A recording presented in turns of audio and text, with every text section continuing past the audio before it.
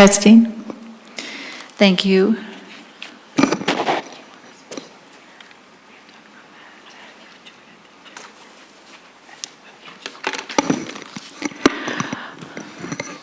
Good evening, everyone. Let's go ahead and call the Littleton Historical Preservation Board meeting of June 18th to order. Will the recording secretary please call roll?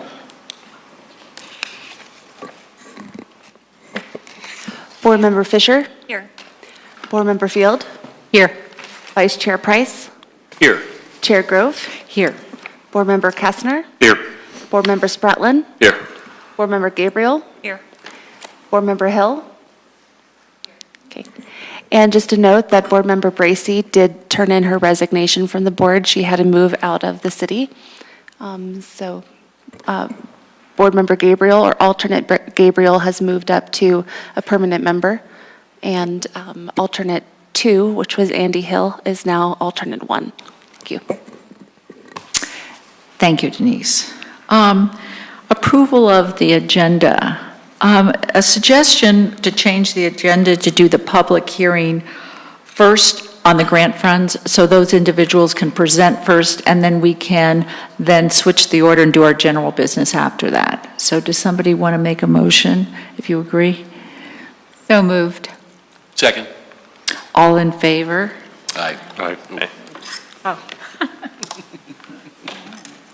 20 minutes.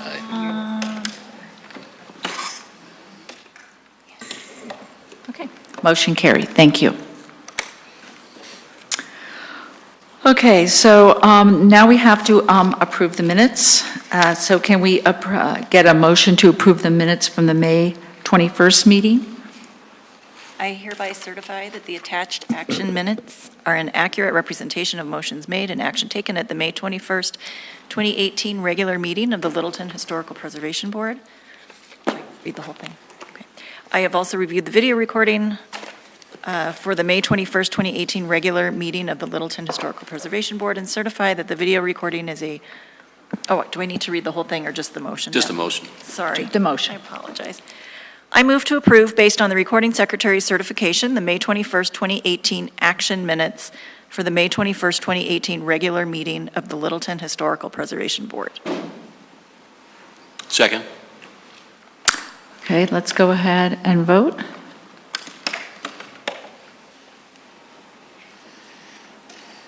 Okay, motion carried. Thank you. All right, the next thing on the agenda is public comment for general business or anything non-related to the agenda. Public opportunity is an opportunity for opinions to be expressed or questions to be asked that are not part of the public hearings. Immediate response should not be expected. Anyone who would like to speak during the public comment should have signed in the sign-in sheet at the back of the room. We expect comments to be civil. Disrespectful behavior will not be tolerated. There's a time limit of 3 minutes per speaker. The recording secretary will hold up a yellow card to indicate 30 seconds remain and will hold up a red card to indicate that the time is up. When your name is called, please come up to the podium, speak directly into the microphone, and provide your name and address. And we have one person, Pam Chatwin. Do you want to come up?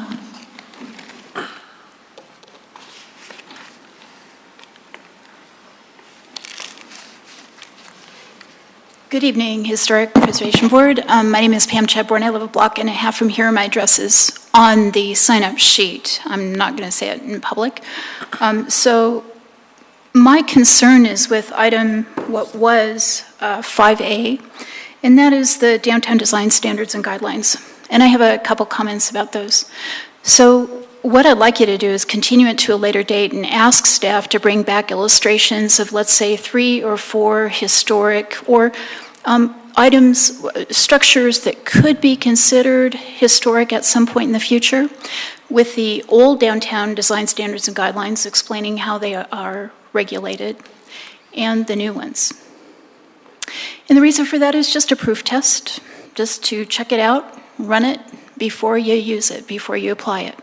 A very casual remark was made at one of the prior reviews that, well, we may miss a couple of things, but that's what happens, and that's not acceptable for regulation, especially something so important as this. I happen to live in one of these sub-areas, by the way, so it's important to me. So I wanted to mention the Technical Review Board had no downtown residential property owners on it. There were 2 business owners who do not live down here, and one is a former Historical Preservation Board member and a council member, but during that time, no properties were designated historic while he was on the board. And while we had designated properties annually for 10, 12 years before that, we designated none while he was on the board, I think. I'm concerned about that. And the fact that no downtown residential property owners were represented on this technical board.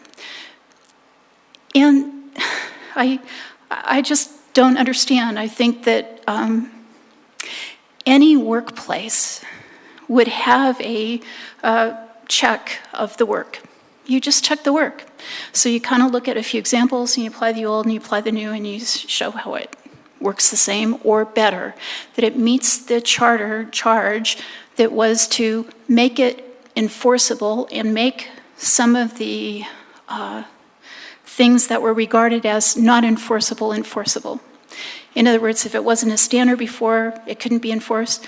There supposedly, some of the objectives, not the goals, I guess, but objectives were made into standards. And I'd like to see proof of that in maybe 4 structures in 4 different sub-areas. I think this is really important to you. We're losing the character of downtown Littleton, especially the historic character, and it cannot be regained. The authenticity is going. So you're the folks charged with that. Please look for this proof check before you approve this. Thanks very much. Thank you, Pam.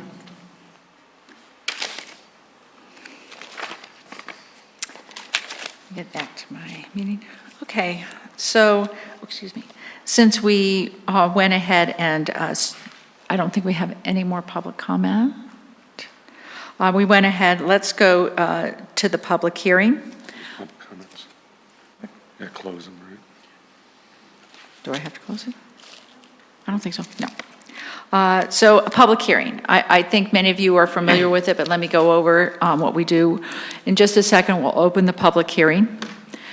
Staff will make a presentation and we can ask questions from the board.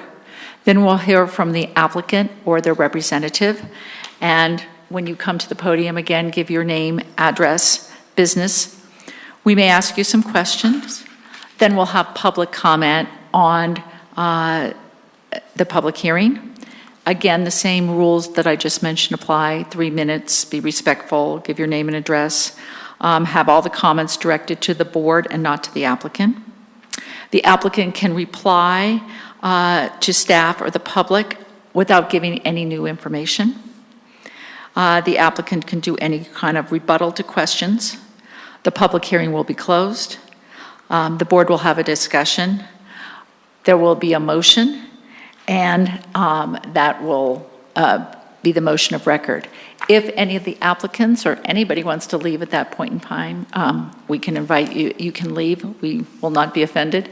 If you want to stay and hear us talk about the design guidelines and any other business that comes from staff, you're more than welcome to. So let's go ahead and open the public hearing for HPV Resolution 3-218.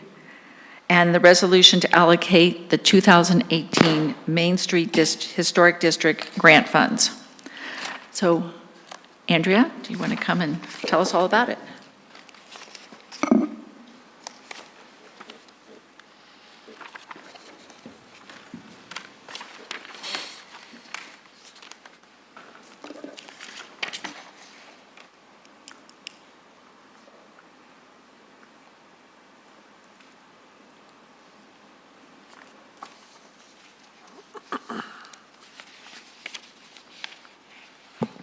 Good evening, Historical Preservation Board. I'm Andrea Mimno, the planning staff.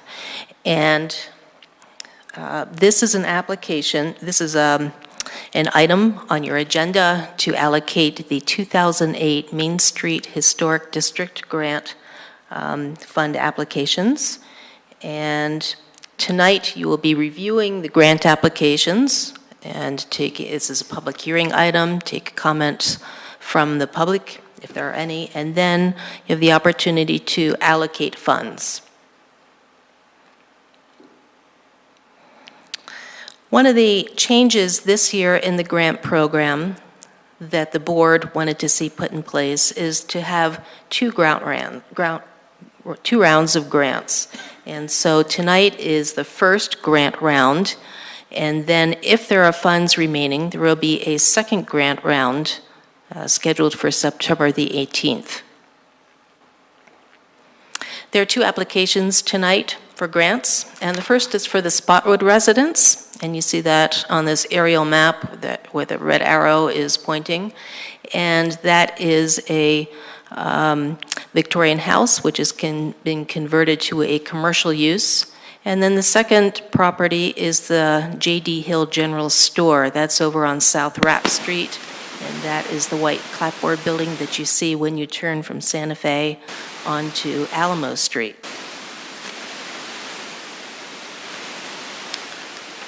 The City Council has funded the Main Street Historic District Fund for $50,000 in 2018. As mentioned, there were two complete applications for the grant round. And then the total requested amount of money for the grants is $41,790. We're going to start first with the Spotswood residents, and then after that we'll move on to the J.D. Hill General Store. So the Spotswood residence, you can see a photograph of it up in the upper right-hand corner. It is a Queen Anne style home, and it was built about 1891. And it was designated by the current owner back in 2003. It's an individual historic landmark in the city. It is eligible for the grant program because it is a building with a commercial use that's landmarked locally and meets the criteria for the grant program as such. The proposal from the applicant is a maintenance project. There are, as you see, a number of windows on the building, and you can see in the lower photograph that there has been a lot of deterioration over the years. The applicant proposes to restore these historic windows. And by restore, what would happen is that the windows would actually be removed from the building, taken to a shop where they will be worked on, and then they will be brought back and replaced back into the building. So in fact, they are the same windows that would return that were here originally. The applicant has obtained one bid for this project, and it came in at $33,605. And the amount requested is 80% of that cost at $26,884. The applicant can speak to the number of bids, but in general, the reason is that this type of work is really very specialized. There are not a lot of contractors who do restoration of historic windows, and difficult to obtain the bids for this type of a project. All right, so the J.D. Hill General Store, this is a vernacular wood frame building and built in 1872. It joined the Main Street Historic District in 2005. That was with the first round of buildings that all joined the district when the ordinance was first put in place. And it's eligible for the grant program as being included in the Main Street Historic District. The applicant is proposing a maintenance project, and you can see here in the lower photograph there are electrical panels. These are located at the rear of the building, and there is work that needs to be done. They need to be replaced. The applicant can talk about this. It's also detailed in your application that the panels have been found to be faulty, not necessarily his, but these electrical panels in general. And so this is a concern for the safety of the people in and around this building.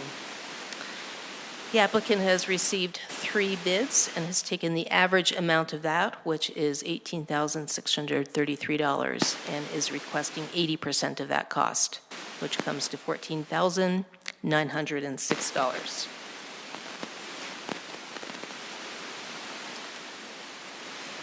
So in terms of the criteria for getting a grant, there's a few criteria that are in the municipal code and the Historic Preservation Board ordinance. And then there are also some criteria that the board itself has established. We're going to start with the code requirements and then move on to that more discretionary criteria that the board has put together. So the first criterion is that the property must be within the Main Street Historic District or be an individual landmark that has a commercial use and was at downtown. And was noted earlier, both properties meet this criterion. And then the code also specifies that there are certain categories that can be applied for under the grant program. And the types of projects are architectural design assistance, facade work, maintenance, new signage, graffiti removal, and improvements for new tenants. And both of these projects are maintenance projects, and so they meet this criterion as well. All right, and now we're going to go through the discretionary criteria. We're going to start with Spotswood residents. The project is well designed and has significant visual impact on the historic character of the district. And as you saw from the photograph and also the additional photographs in your packet, there is a substantial amount of deterioration on those windows, and the replacement of those, or not replacement, restoration of those windows would have a positive visual impact on the district. The next criterion is that the project includes restoration of the architectural details and materials on a historic facade.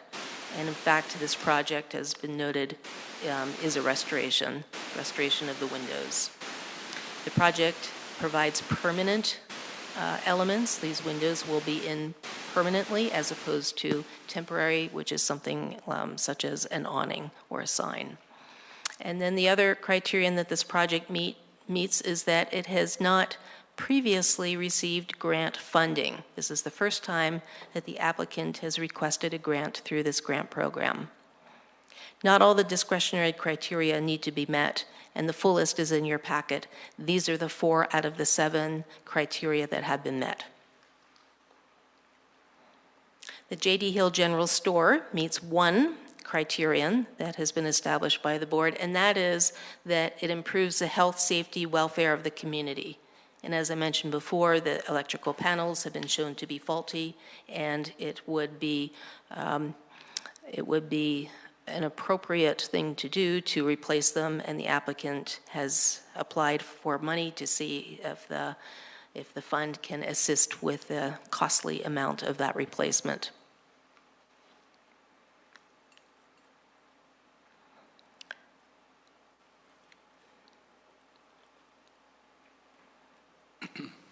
Wasn't that from last time, Andrea? Yeah. Sorry That was about the that big extra Scott building, I slide. believe. So in conclusion, the staff finds that both of the grant applications meet the intent of the standard and discretionary criteria and recommends funding of both projects. And staff therefore recommends approval of the resolution HPB 03, 2018. A copy of that is placed in your packet. And I'm available to answer any questions. Also, both applicants are here and prepared to make a presentation following any questions that you may have of me. Quick question on the reminder. Didn't we award J.D. Hill another maintenance grant? Yes, there was another maintenance grant. The J.D. Hill General Store has received a number of grants, generally maintenance, over the years. I believe 6 of them. And there was one for maintenance that the applicant was not able to get going within the time frame set by the board for these grants. And so that was one that was not fulfilled. And when was that? Was that the most recent? That was the most recent. I believe the grant was allocated 2016. Lighting. And for what was that for? Was it the same thing? I can't I remember. believe it was electrical work. And how much was that? Do you remember? About I think it was generally about the same amount of money. 15? Okay, thank you. So this is different work, or is it the same work? This is the same work. Does anybody have any questions for Andrea?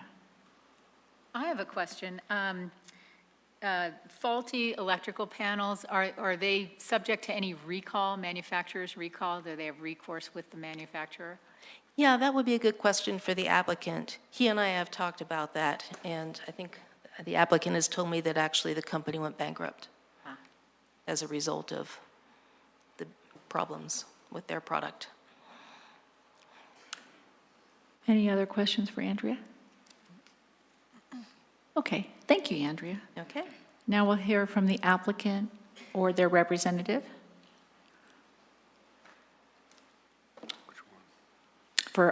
Excuse me, good point. Why don't we start with the Spotswood building?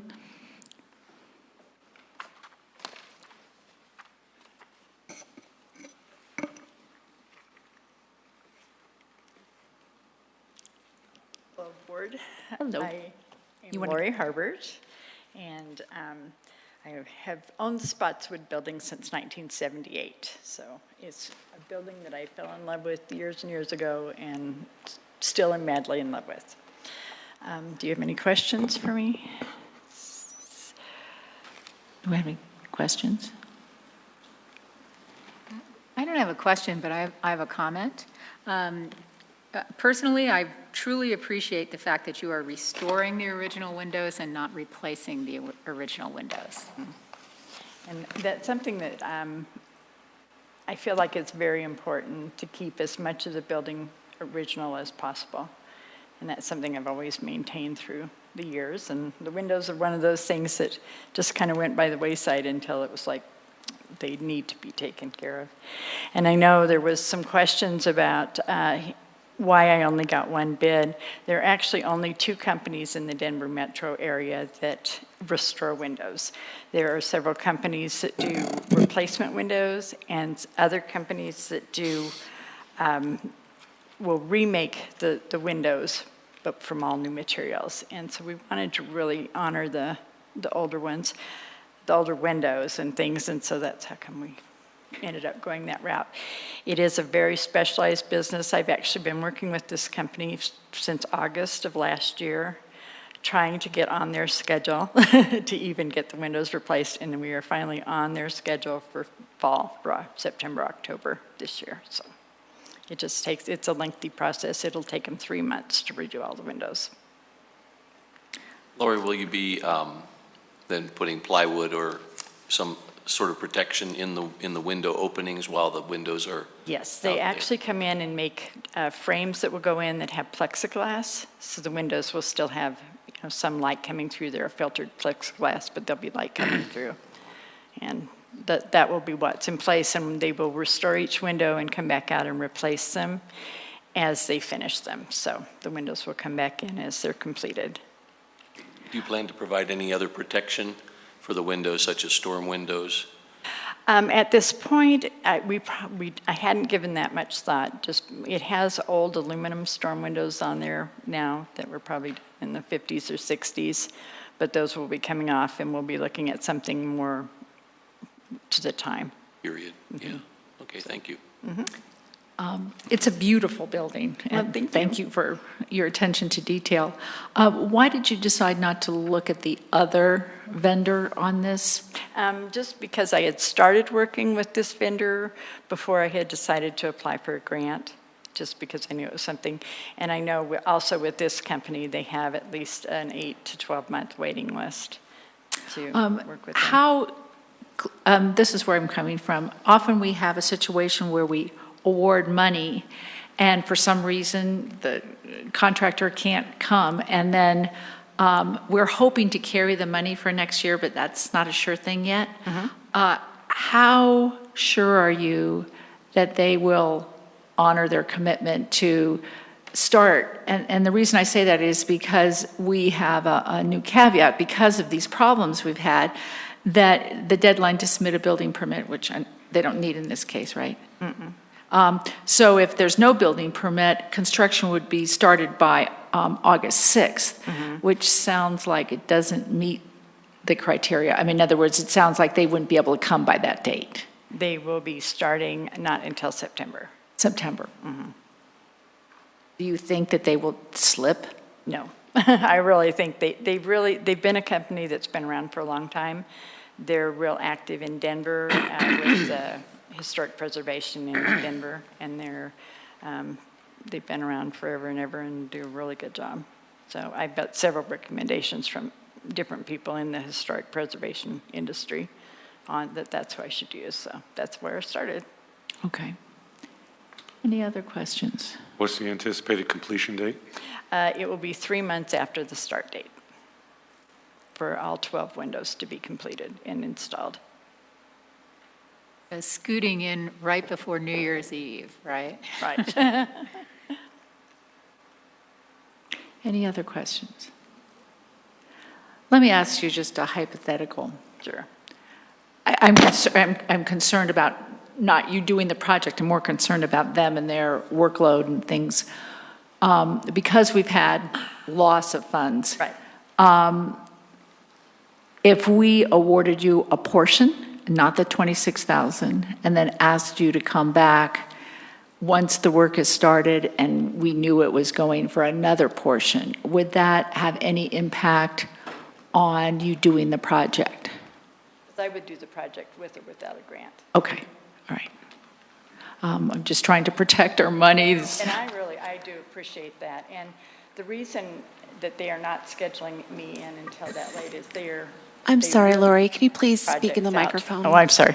They really plan their projects out to, so that's how come it can take several months to get on their roster even. Okay. It's because they don't overbook. They know what they're capable of and what they can and cannot do. Okay. Thank you very much. Anything else before we let the applicant go? All right, thank you very much. Now, why don't we go ahead and hear from the applicant or representative for the J.D. Hill building?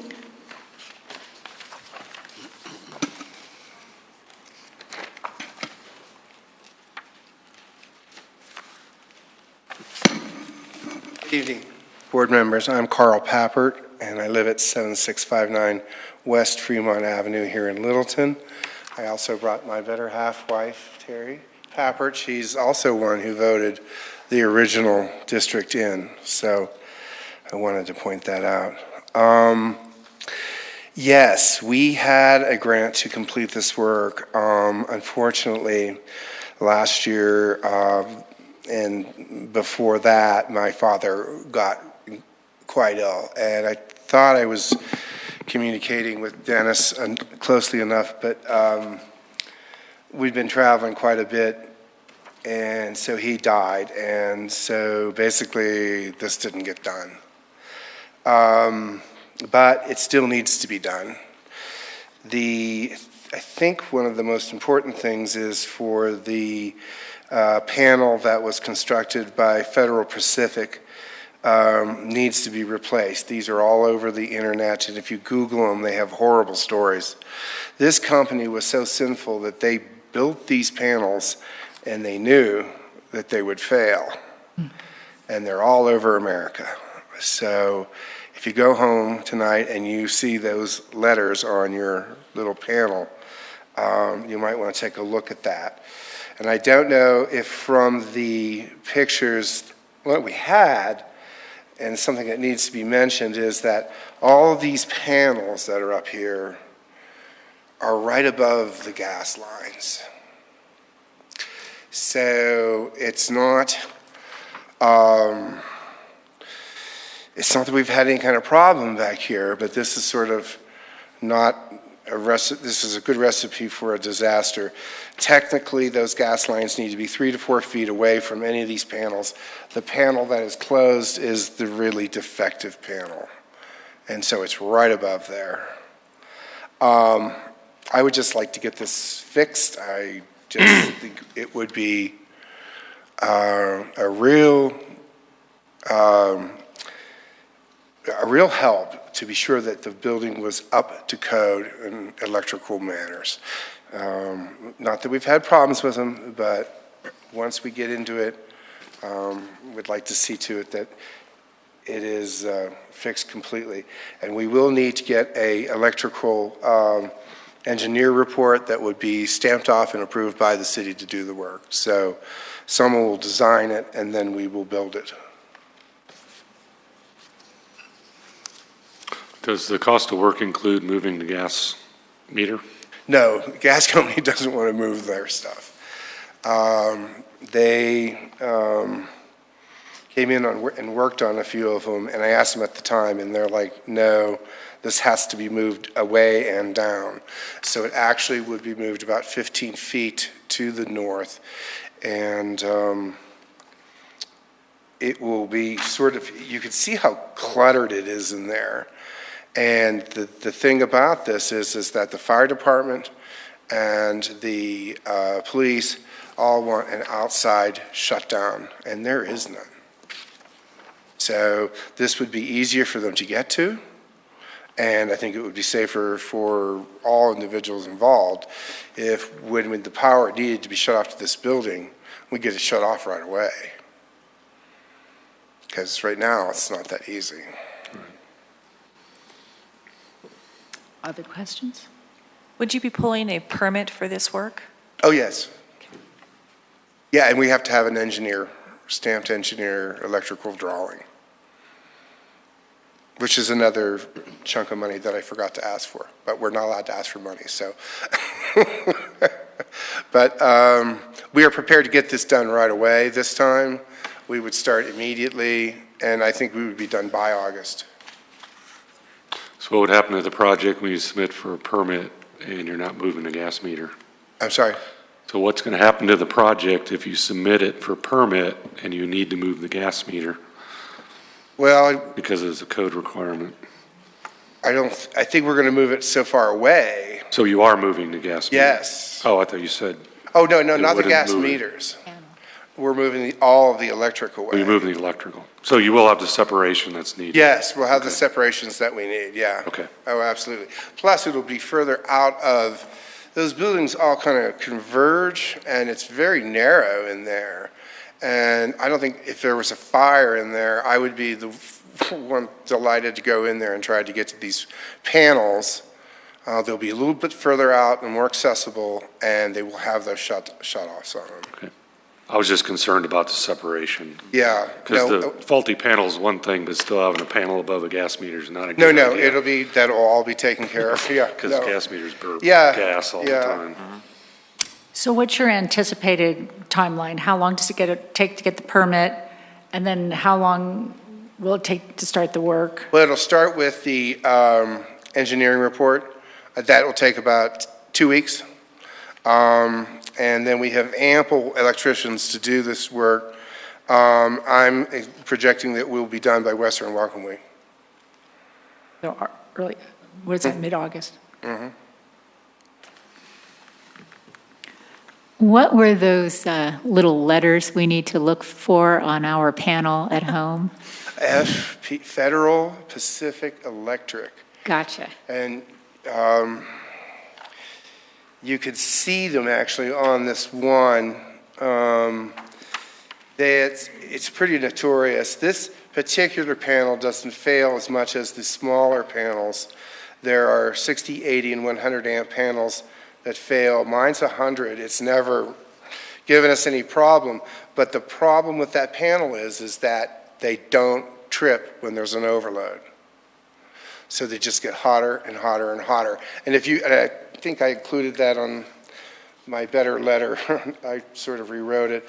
If you Google it, you'll see lots of disasters. Okay. And we've never felt these hot. We've never had a problem. But maybe they ought to be tripping more than, I've been there 25 years. So I would like to get it out of there and get everything to code. Okay, thank you. Any other questions from anybody else about it? Thank And I'm you. sorry we didn't get it done. I just couldn't, and I was in close communication with Dennis on it, and he knew what I was doing, but I just couldn't do it. Hopefully, we'll have a new policy where we can keep the money, but up until now, we lose it if it's Right. awarded and not Right. used. So, And people's fathers don't die all the time, too, so That's true. perhaps there should be some sort of extension for extenuating circumstances. it's an accounting issue, yeah. Accounting, Yeah, they don't, we've tried. Well, I apologize, because I don't like wasting any of the money either. Yeah, because we have a lot of people that want it, but thank you. Yeah, We okay. understand, and I I'm sorry understand. for your Yeah, loss. you only get so much, and I'd like to see it all Yeah, spent. it's a difficult thing. Thank you all. Thank you. Okay, so now we have public comment or questions. Denise, do we have anybody that wants to comment? We'll see if we do.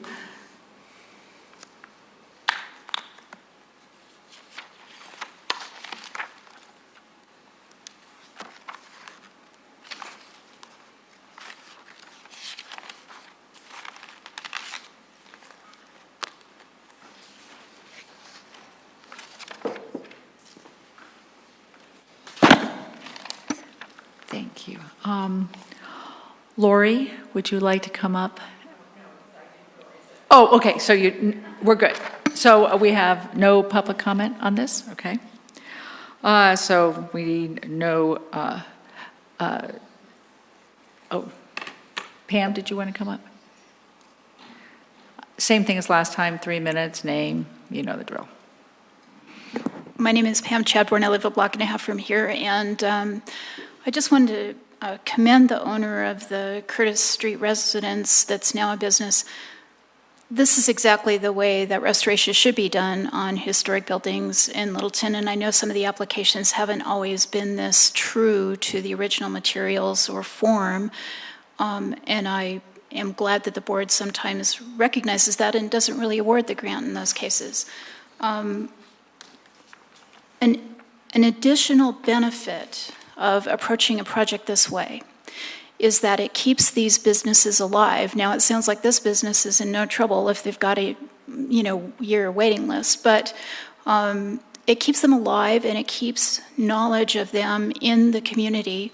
And if we want to have a historic community, we've got to have maintenance vendors. So we've got to keep them alive. We've got to keep people knowing about them and that they're available. And maybe even some new ones will emerge as more and more structures get older and older in the Denver area, and we preserve them. So this is great in terms of this approach, and I'd really like the board to recognize the merit and the pride and the value of this approach to Littleton. I think this is exactly what the grant program should award. And just a comment about Googling. Google had a motto of don't be evil, but they track and they keep your records. I use a search engine called DuckDuckGo. I recommend it to you. More people should use it. Don't use Google. Use DuckDuckGo. Give other search engines a chance. Again, competition is a good thing. More people doing the work is good. So try DuckDuckGo for your search engine. Thanks very much. Thank you, Pam. Does either applicant want to rebut or say anything else based on what we've heard? Okay. So let's go ahead and close the public hearing. And this will be the time for the board to discuss the grants. Do we want to start with a motion and then we can discuss it? We may modify the motion, we may change the motion, but we want to go ahead and start with a motion. Let me make a motion, Pam. I move to approve HPB Resolution 03-2018, approving the allocation of the 2018 Main Street Historic District Grant Fund as follows. 1, $26,884 to the Spotswood residents for building maintenance. And 2, 80% of the amount that would be spent up to $14,906 for the J.D. Hill General Store for building maintenance. Since we're on an 80%, well, let me get that seconded and then we can talk about it. Do we have a second? I second. Okay, so Before we vote on that, we want to discuss a little bit. So, Mike, did you have? Well, yeah, and the 14,000 is a good number, I think. I just think we have to stay within the 80%. If the $15,000 electrician comes in, I think we can give you 80% of that, up to the 14,906 for either of the other bids. That make sense? Yes. Yeah, that was my question, why are we averaging bids and getting Yeah. 80% of that? It should be 80% of the lowest bid, correct? Of the bid that's accepted, correct? But do we have to allocate an amount? Can we allocate 80% Of not the low bid. of the lowest bid? What's The the lowest bid, not the actual bid, correct? Well, there was 3. Right. And Accept it. I don't think it has to be a low bid. Doesn't have to be the low bid, but Okay. we so can go. 80% of the selected vendor. So it's the actual. So can we do that? Do we have to do an actual amount, or can we do the 80% of, without giving an actual number? Yes, you could make it 80% based on whoever the bid ends up being. Is that what you're asking? Yeah, okay, all right, all right. I think that we're sort of in agreement on that. So let's continue talking about that one, about J.D. Hill, before we moved on to the Spotswood Building. Any other thoughts about that? It seems to me there was an unusual circumstance why that didn't get awarded, and that the applicant is very committed to get it done. I would suggest maybe we either withdraw the motion, make a new one if we do that, or add something to say that the grant will be awarded at this 80% based on the fact that they meet this deadline of August 6th to start it. If not, the money can go back for a second round. And I think that's reasonable based on what the applicant said. They think they'll be done by soon after that. But this way it gives us, in case there's a situation, that we could award that again in the fall. Okay, so we may want to amend it, but since we're putting both of them together, do we need to have any other discussion on J.D. Hill? I just have a question for Andrea. How does the grant program work? Is it 80% of the low bid or 80% of the average bids? Well, I think it's, as you know, I've been away from historic preservation for a few years, but I believe that it can happen any number of ways, and it is up to the discretion of the board on how you want to handle it. And so I think the idea that it be 80% of whatever the actual amount is certainly a viable way. There may be other ways that are also acceptable. Well, and the way the motion was worded, up to the 14,000. Up to, with a cap, Right, yes. yeah, so that we then have an idea of how much we've allocated. Absolutely. Unfortunately not. So any other discussion on J.D. Hill? Yeah. Thanks. Can you hear me okay? Yes. So I actually liked your question, Board Member Kastner, but I appreciate the way that you made that motion, because we don't want to, the lowest bid was actually far and away very different in the scope of work than the 2 higher bids. And I would hate to incentivize someone to go with a lower bid if it turns out it wasn't the more responsible scope of work. So in this case, I like how you worded it with the cap, which I think protects the price, what you're getting at, Paul. My 2 cents. Thank you. Any more comments on J.D. Hill? What were the 3 bids? Do you have the, Yeah, one's 19,400, one's 21,550, and one is 15,000. So 80% of the 19,004 would be 15,520. 80% of the 21,550 would be 17,324 and he's asking for 14. for 14,906, the average. Reasonable. Okay. All right. Okay. Okay, good. And let's talk about the second building, the Spotswood residence. Thoughts about this? I agree with the speakers, with Kim and the public speakers, that this is a great way to restore an historic building. I mean, if you can, preservation always talks about restoring everything that you can restore, so it's an excellent use of those kinds of materials. I just have a concern about the start date. Because we've had, the start date is after the date we have asked people to either start or pull a building permit. And Completion date's way before the date needs to be completed.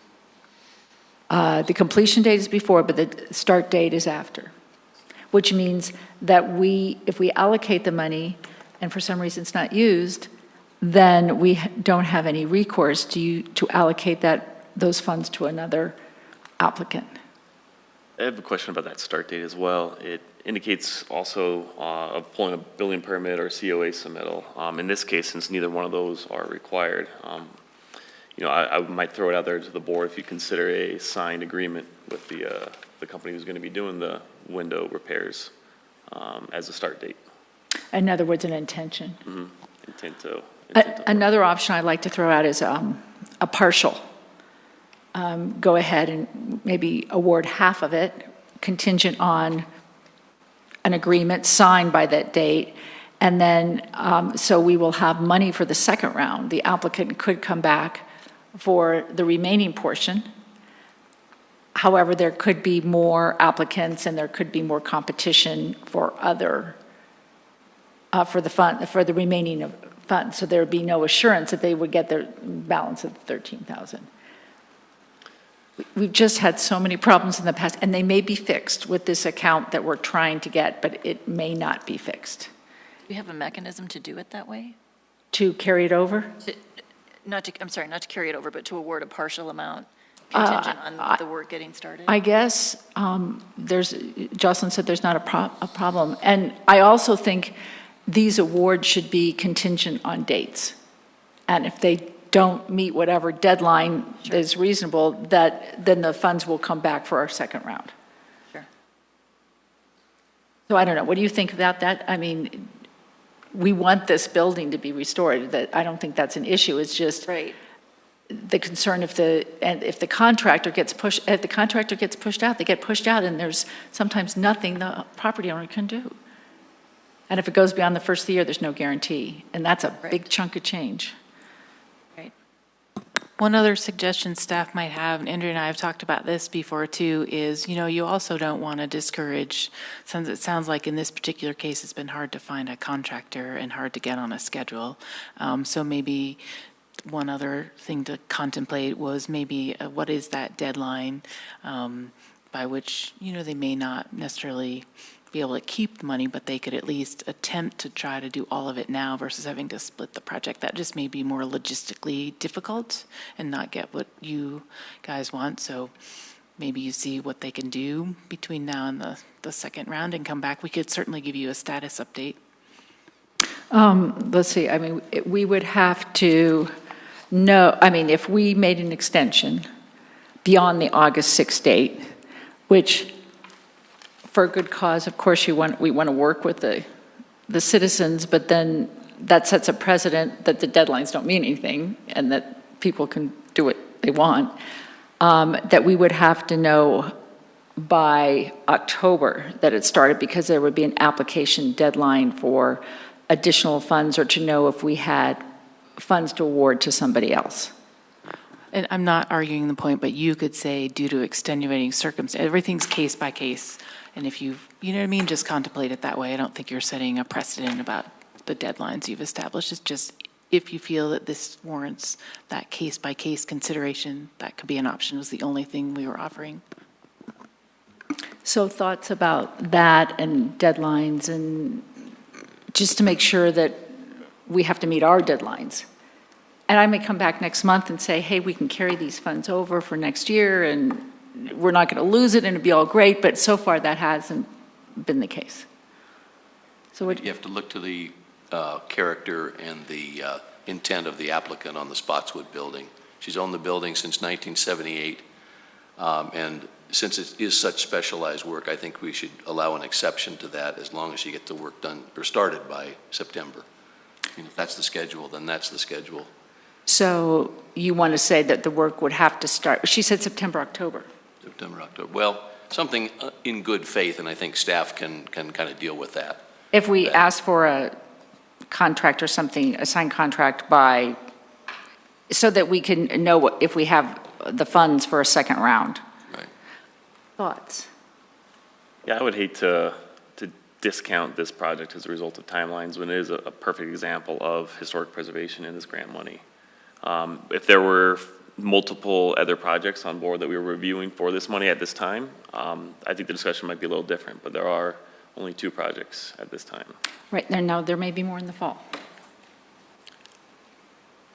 So do we want to go ahead and put a caveat for both projects? And I think that the first project, we were good with adding the timing. We wanted to make sure it started by August 6th, which we think the applicant can do. But the second one, do we want to ask for something in good faith, and do we want to put a deadline? I think if we got something in good faith, saying that it was started in September and then we knew in September, we get something from the applicant, I think that would be all right. Like a signed agreement? Yeah. Because there's no permit or anything. Right. All right. So do we need to modify can we modify the motion? Or do we have to vote on it and redo a new one? I could withdraw it.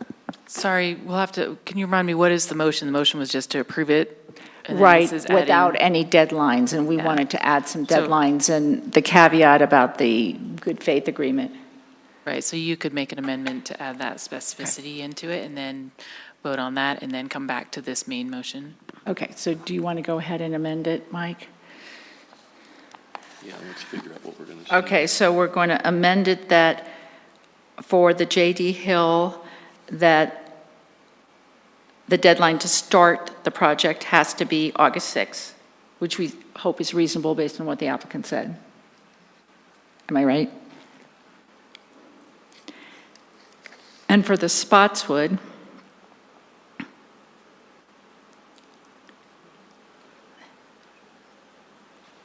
that we have intention to start by virtue of an agreement by September 30th? 15th, maybe? 15th? Does that make you more Okay, comfortable? 15th? Well, she did say September, October. To start, but we're hoping that by having an agreement or something, This is the agreement, not the agreement or problem. an intention letter from the, Yeah, letter of intent. or a letter of intention from the contractor that he will start by no later than October 31st. Project start and completion dates, Project. Yeah. just a letter of intent. Okay, so a letter from the vendor, from the contractor. And don't we want to say, if these deadlines are not met, then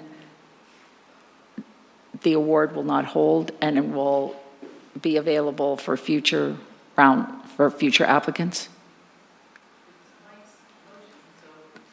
Yes, you Would would that put cover a it? timeline, but yes. Will that cover it? You know what I'm saying? Because you're That saying these are the If they don't meet deadlines these by- yeah. deadlines, then the grant, I don't know that it's necessary to say that. I think mean, it's- the amendment is It's assumed, isn't it? Yeah. If Yeah. it's not complied with, then the money comes back. kind Okay, of if it's belts that- and Make that clear. suspenders. yeah, I think we need to make it clear. Yeah. If these deadlines are not met, then the funds will They be, get rolled into the next, they're not awarded the grant, right? And yeah, so- they'll be awarded in the fall. And the applicant could this is reapply. not part of the motion. The applicant could come back again in the fall and ask for the money again. Right. So what are you asking from the applicant in September? What's specifically We're- are you asking? We're asking for the J.D. Hill building, that the project start by August 6th. Because that's So not. can you start by just clarify the motion so then you can talk about it? Because I'm not sure, Mike, we heard what the motion was and it hasn't been seconded yet. I don't think we've gotten to the motion yet. So I think if Mike's offering it, can you attempt to say it, Mike, or? Well, the original motion was seconded, I Yes. believe. That's why we're But discussing. you're making an amendment. Yeah. Well, maybe it'd be easier to just withdraw the motion and re-propose a motion. How's that sound? Now, do you have a date for, in September, Pam? They September were 6th? September 15th 15th, okay. to receive the, Gotcha. Now, on the J.D. Hill, how will you know that they've actually started? Andrew goes by and looks. Staff will Okay. follow up. And she'll be in contact with the applicant, and we're hoping that's fair because you say it's going to start right away. So we're trying to be, So it someone out would smart. need, The letter of to agreement make a doesn't new need motion to so that you can talk about it, please. Okay. All right, I'm going to withdraw my original motion. Do we need a second to withdraw it? Okay. second the withdrawal. Okay. All right, I propose a different motion. wait a second, before you do that motion. I'm sorry, Paul? just to be official, Bryce withdrew the motion. Yes, It I was did. originally seconded by Gabriel, so you would also need to withdraw. I withdraw, yes. Okay, that is now officially withdrawn. There is no motion on the table. Correct. Okay, now you would need to make a new motion. Before he makes a new motion, Paul has a point. What is the, I don't know, the proof that they're going to start? He said a letter of intent is not strong enough. So you Oh, I guys just need a want you to be motion on the aware, You're table. concerned about starting construction that day. Right. Construction won't start on the 15th. All we're asking for is insurance, which is this letter of intent. Right. That's the clarification I wanted to make, Does that make sense, Mike? Would a contract? which I'm comfortable with. Contract would work? Okay. All right. Well, I move to approve HPB Resolution 03-2018, approving the allocation of the 2018 Main Street Historic District grant funds as follows. One, $26,884 to the Spotswood Residents for Building Maintenance, and up to $14,906 to the J.D. Hill General Store for Building Maintenance, which would be a maximum 80% of whichever bid, or $14,906, whichever is lower. And for the J.D. Hill building, the start date will be August 6th. For the Spotswood building, there needs to be an intent in the form of a contract or a letter of intent between the owner and the contractor to start by September 15th. The letter in place. The letter in place by September 15th, Not sorry, yeah, start not to start the date. project, yes. Thanks for clarifying that. Do we want to just do that piece again so that we know that the letter, The letter needs to be in place by September 15th. is that good enough? Okay. All right, should we go ahead? Sorry, a second. I second. Okay. Okay, all right, we can go ahead and vote. Now, I'm sorry, now you can discuss that motion. Make sure everyone, do you need Oh. to discuss that motion? Okay, oh, yeah. I think it's, can we do that? If there's no discussion needed, you can say that, but More discussion, did that work, Paul? Yeah, I mean, the way we're voting on it is kind of an all or nothing for both of them. Would you want to split the vote? But it doesn't, I don't think it matters. down Do to we want to say that, I don't think it matters. do you think we need to say that the money comes back to us for a second round? Or it's implied, okay. Do we have any more discussion? Do we have our second? I don't remember. Okay, so now we can go ahead and vote.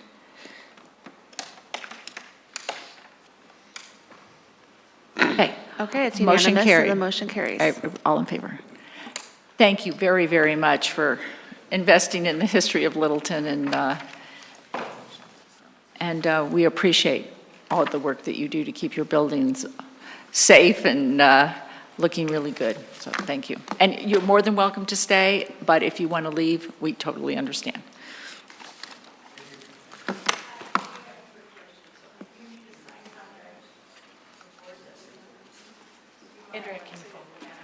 Yes, Andrea will work with you. Staff will follow up. Yeah.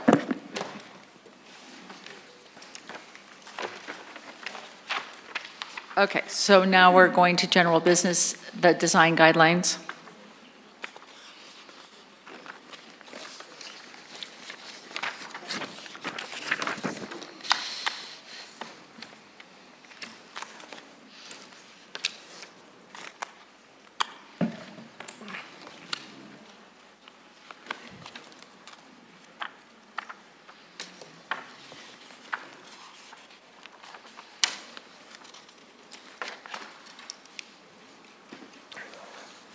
Chair Grove, are you going to introduce the topic, or are you just taking a second? Pardon? Oh, yes, let's go ahead and, under general business, the resolution regarding the updated downtown design guidelines and as standards and guidelines, now entitled the Downtown Littleton Design Standards. So, Jocelyn, we're going to hear from staff. Jocelyn? Thank you. And Jocelyn Mills, representing Community Development, and I'm going to start off the presentation this evening, but I have some others that will also help in our conversation. So with that, could we have the overhead, please? I do have a brief presentation for you. Thank you. So this is a resolution 04-2018 in front of you regarding an update to the downtown design standards and guidelines. One of the first changes you'll note is we're changing the title. The new document would be entitled the Downtown Littleton Design Standards. So process-wise, it comes before you, Historic Preservation Board, for a recommendation to the Planning Commission. Planning Commission in our code has final adoption authority over design guidelines and standards. And in this case, City Council will be ratifying the document as well. Here's a map. It's kind of hard to read, but this shows you the entire downtown area, and this document, or this area of Littleton for the design standards, is broken into 8 sub-areas, so that's a visual of that. For some background, City Council last year directed staff to undertake a community engagement process to update this document. We did hire the firm Bryant Flink Architects to help us with this endeavor, and I do have Paul Bryant and Callan Meeks in the audience, and they'll be getting here to the podium in a couple minutes when we get into the specifics about the document itself. We did form a technical committee to assist with the project, and that had members from Historic Preservation Board, Planning Commission, business owners, and property owners in downtown.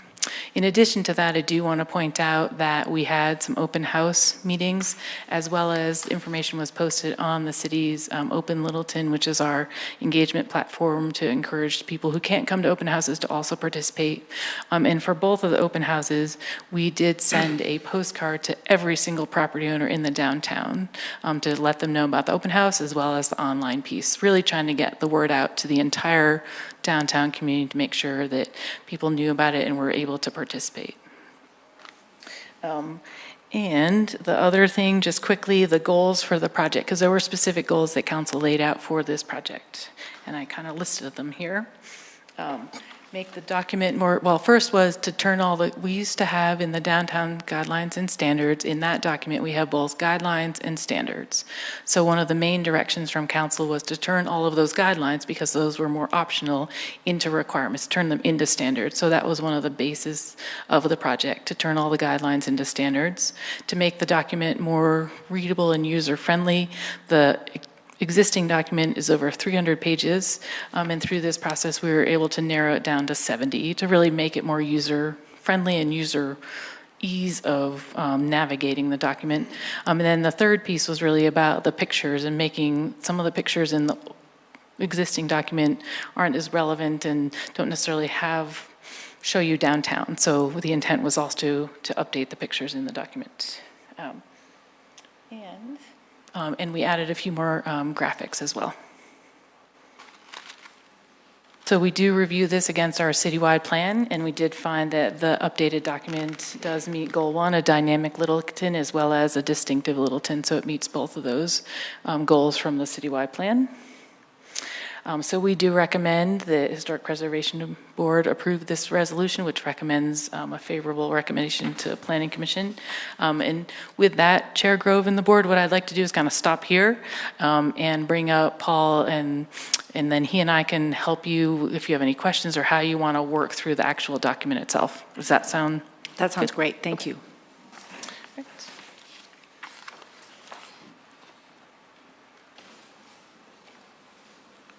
Madam Chair, good evening, board.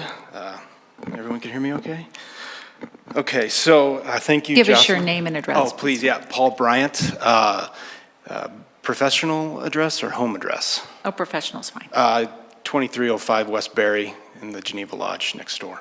Thank you. To reiterate the goals, I just want to go ahead and reiterate them, but it was to eliminate obsolete content, so we removed the transit impact overlay zone, removed diagrams and illustrations that weren't part of the standards. They were sort of fluff in there. We condensed the existing content. Is the board familiar with the existing document, the 300-page document? The old one. Right, so, you know, there's a lot of repetitive language in there, just over and repeat and repeat and repeat. So we wanted to make that a little more condensed, eliminate repetition, which we just talked about, and succinctly state the design objectives. There was a lot of unenforceable language, frankly, that didn't have any use in this document. So we targeted that and we trimmed it out with the help of the committees and staff per Jocelyn. And then expand the existing standards. So we adopt existing guidelines to standards, but we didn't adopt all the guidelines to standards. We adopted the ones that were enforceable, frankly, and that made sense per the existing character that was defined by the 2006 adopted design standards. Excuse me. And then we removed the vague language, and then we added more concrete language, frankly. And then we created something to ensure compliance, so with the checklist and sort of a more user-friendly manual, so someone could sit down and read through it and really understand which zone district or sub-area they're in and how the standards apply to their zone lot. So with that, you guys are all familiar with the document, but basically I think what Jocelyn was saying is that, you know, we took the charge from City Council. We didn't create any policy. So in other words, when we sat down with the committee and we looked at it, each section as we went through, and we sort of decided what was fluff and what needed to remain, and sort of we weighed those balances. There were also instances that there were some good standards that didn't have enough clarity, so we defined them a little bit more with better illustrations or with more specific dimension requirements. You know, transitions of materials at the corner, outside corner, inside corner, vertical planes, horizontal planes. When it comes to historic preservation, the reuse, adaptive reuse, or remodel of existing structures, the only thing that we touched within that was means and methods. So in other words, in the existing document, it talked about how someone should remove a layer of paint on wood siding. So we took that language out. But other than that, everything remains the same. So you could look at that original document and what's in here, that stayed. Because we felt by you know, manipulating some of that stuff was too much policy. And frankly, we had a recommendation in phase 2 is for the board and for the community at large to identify sort of conforming structures within the city that meet, you know, just like we talked about, what's conforming, what's not, you know, where is it important to keep the windows? Where is it doesn't matter because the house was built in the 80s and these aluminum single pane windows should frankly go. So the goal, I think, based on what I just mentioned, what Jocelyn said, I think we achieved our goal in how this works, how it reads, how a designer could sit down, open it up, understand their sub-area, and then as you design the building, you start with, you know, the site plan, then architecture, and then, you know, the landscape architecture, and then signs. So I'd love to answer some questions the best I can. I'm sure you guys have a lot of them, so I'll do my best, but is that enough synopsis of this document? I have a high-level question I think may Yes, help please. all of us. We got all the comments from the community. Who decided which comments to change? I noticed there was some wording changes, and sometimes things were changed, and sometimes they weren't. So was that your job? Did you work with staff? So that's a good question. So let me talk about let's start at the very beginning in terms of how we handle this section. So this is broken down into 4 sections: urban design or urban site planning, architecture, so forth. So when we took the original document and consolidated all of that to general standards, which applied to all 8 sub-areas, and then sub-area specific. We put it all into one package. So in other words, architecture. Then we, as the consultants, had a Word document, and we made recommendations within the Word document in terms of how we wanted things to change, or we should strike this. Nothing was approved, and then that went to staff, and then staff looked through it, made the same recommendations, or made other recommendations, and confirmed or agreed or disagreed. And then that document went to the committee. And then so all the committees sat around, and we looked at the recommendations from my firm, from the staff at large, and then as a committee, we all sort of talked about these things and then approved them or denied them. That's sort of how we got to the public meeting. Does that make sense? So the comments were looked at by the committee, incorporated or decided not to, and then that's the document we're seeing, or am I missing a step? So this was broken into 6. We had, well, there were 5 before we had our public hearing. So the whole document was distilled down through this process. Then we had the public hearing, and the public made comments, whether Public, the open house, you mean, right? Open house. Yes, open house. Is that what we're seeing, or were we seeing the comments before the open house? Well, it characterizes them. You're seeing a bunch of different comments. I don't have that document. And when we received these particular comments, okay. Open house, and then it goes further back into the original draft and individual comments that we received. There's April. You got to keep reading through the document. This gives you all of the engagement once we had a draft, and we had several versions of a draft. That's correct. So I guess to answer your question, Madam Chair, when we got the public comments back, then we, with staff and with our firm, and then with the committee, we had one more tech committee, but we looked at what was policy, anything that was policy, whether it happened in the tech group or at the city, comments got sort of put into another bucket that's to be looked at another date. Anything that was comments related to the existing conversion or, some language that needed to be refined, then we was discussed and it was sort of handled or edited in the document. So depending on when the comments came in, it was either staff, you and staff, or you, staff, and committee, depending on when they came in. Is that? So, yes, all levels of the review saw some version of these public comments. So we created an original draft, like Paul said. We had an open house, then it was posted online. So you see the first layer is the April comments on the original draft and the individual comments. And then you see the second towards the end, then it talks about, then we had another public open house, and we posted it again on Open Littleton. So you'll see towards the end there, we didn't actually have any additional public comments on the final draft that was posted online.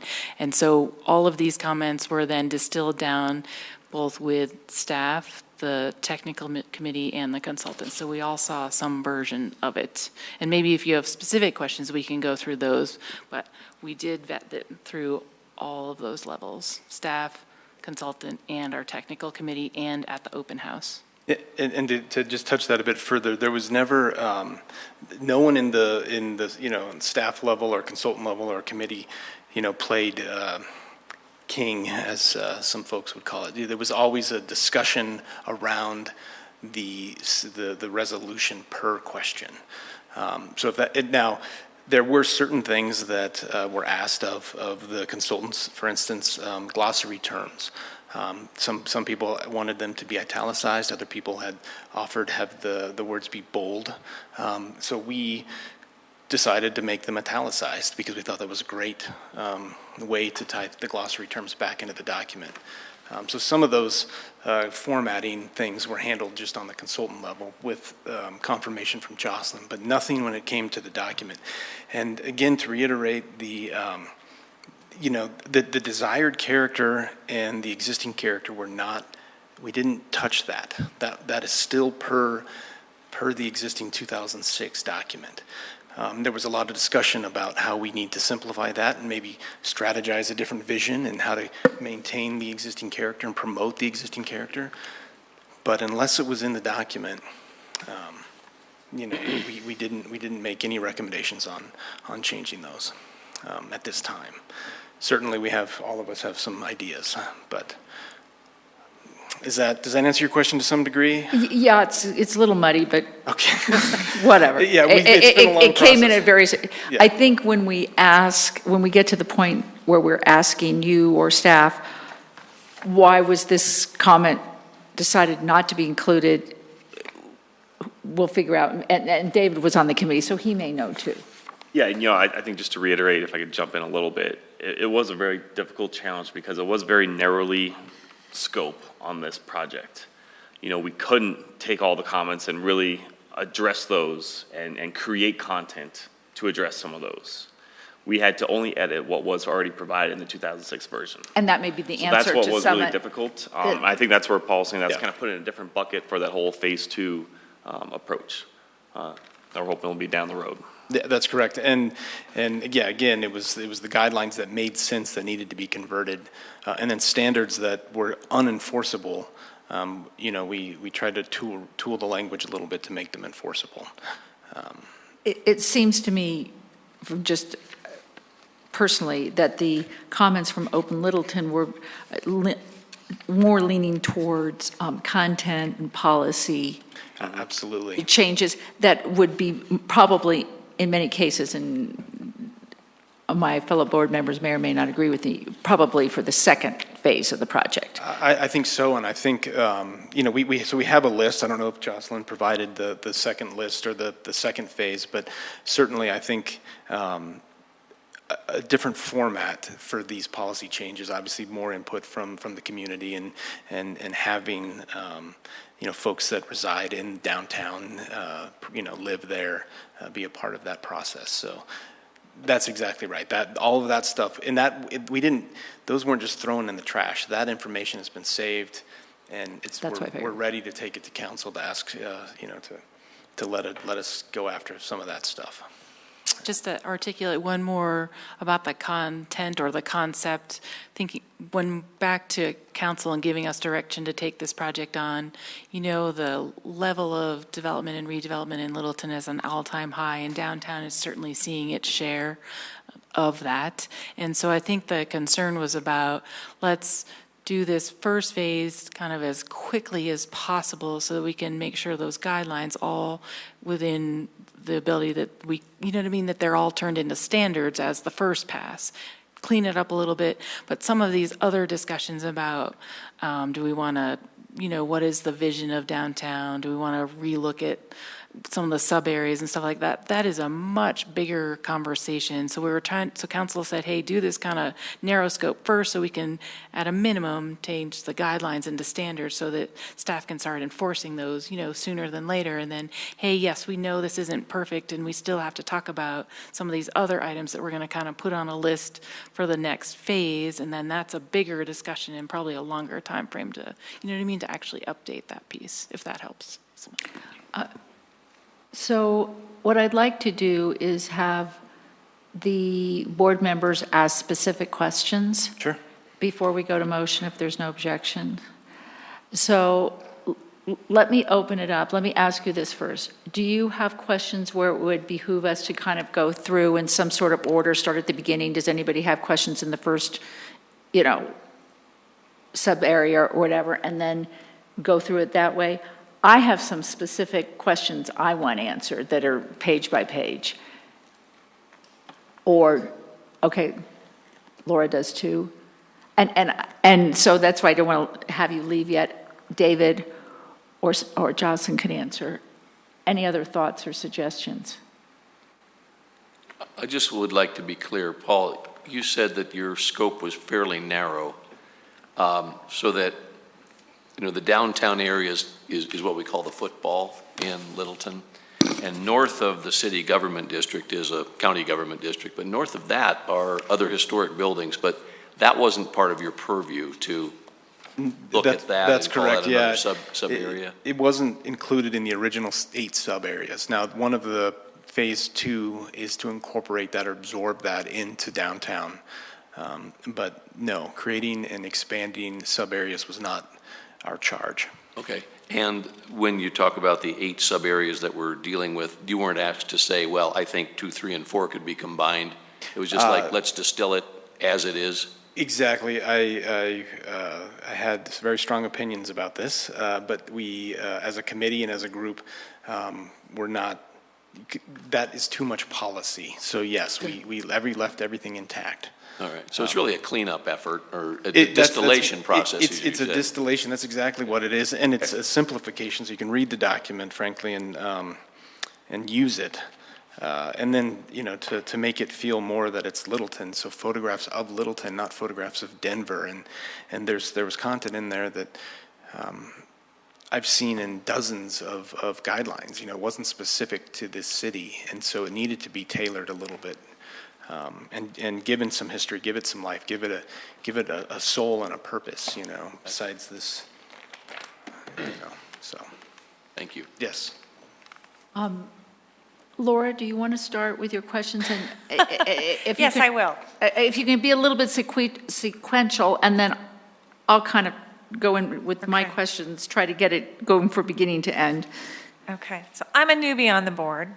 I read through all of this, nitpicked it to death, and as I'm looking through my questions, I'm not quite sure if what I'm asking is a policy change or if it's a guideline to a standard change. So bear with me. Sure. So on page 12, if y'all want to turn to page 12, my question is, why is the desired character not more eclectic to reflect the surrounding neighborhood? I now think that's probably a policy change as opposed to... That's correct. Okay.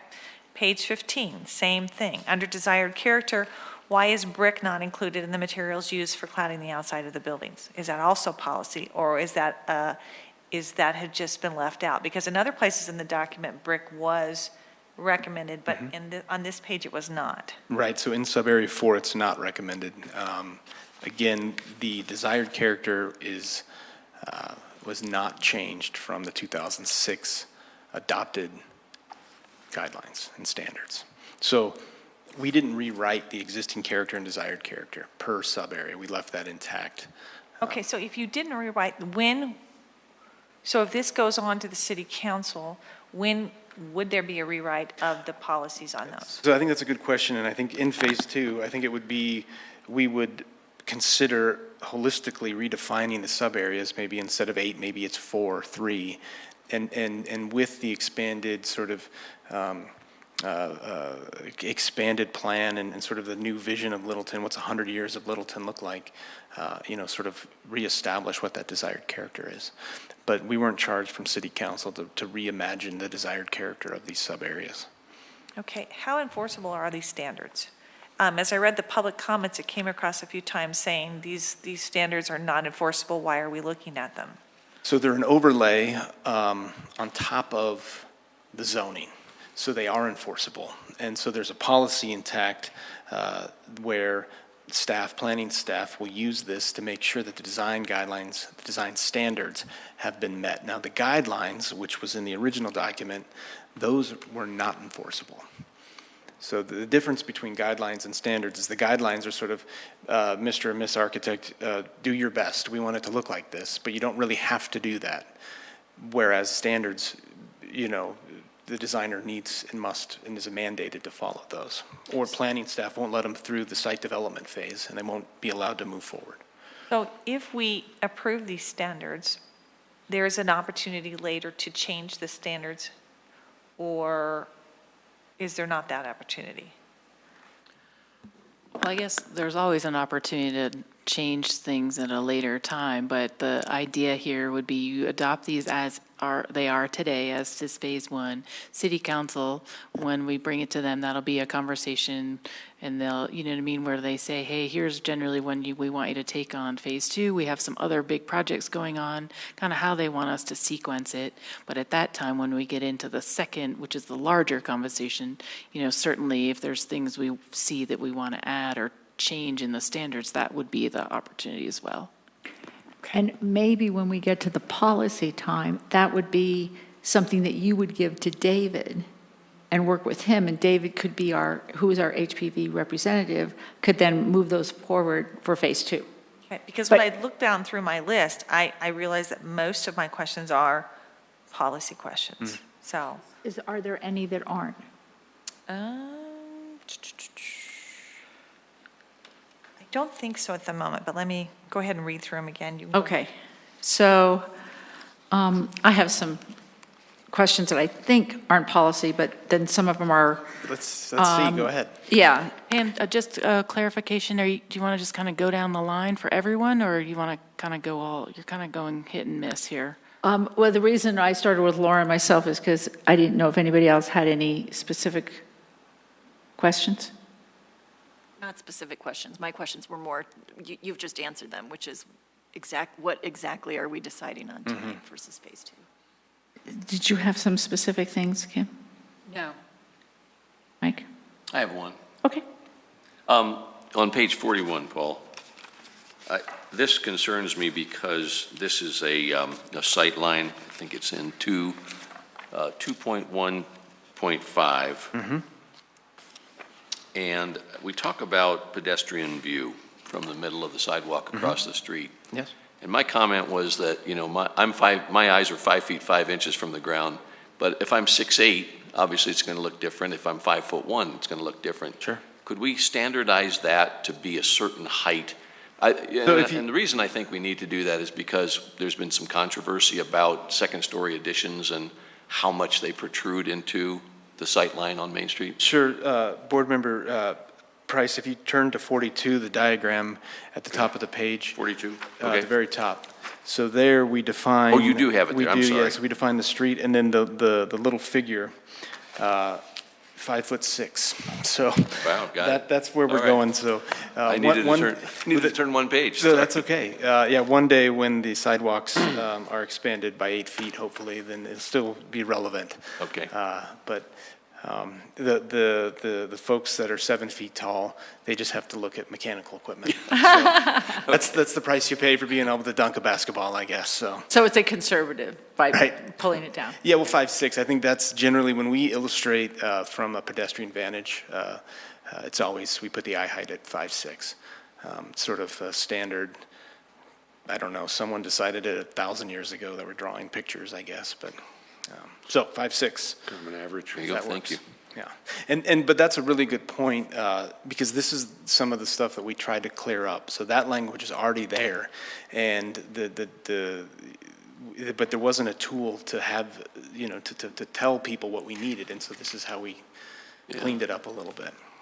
Without creating policy, we just clarified it, if that makes sense. Just trying to standardize the standards. That's right, that's right, that's right. Thank you, Paul. Yes. Did you have anything else?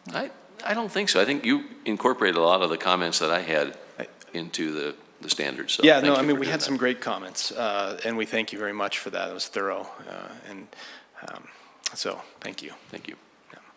Paul? I didn't have adequate time to review the document, so I'm going to abstain or obsess or not going to vote. I was lucky enough to be part of the tech committee, so a lot of my comments were discussed and evaluated and thrown out during the process. Okay, well, let me go through some of mine. And your alternate, So page 6 on the left, it says, learn more about the zones here. Is there a hot link that I didn't get on the printout? So, thank you. The final sort of step to this is when council adopts this, if council adopts it, staff will take this document and link the PDF throughout. So we have the landscape manual, lighting manual, sign manual, zone districts. All of these things will then be linked once it's sort of been immortalized and it's live for public viewing. So to answer your question is yes. Okay, yes, but so we are approving a document that is not complete. So we should say something when we get to that point that it's dependent on the links working. I think, that's just a technicality. How we post it online, that will be linked, but the document in and of itself, how it's written, is the final.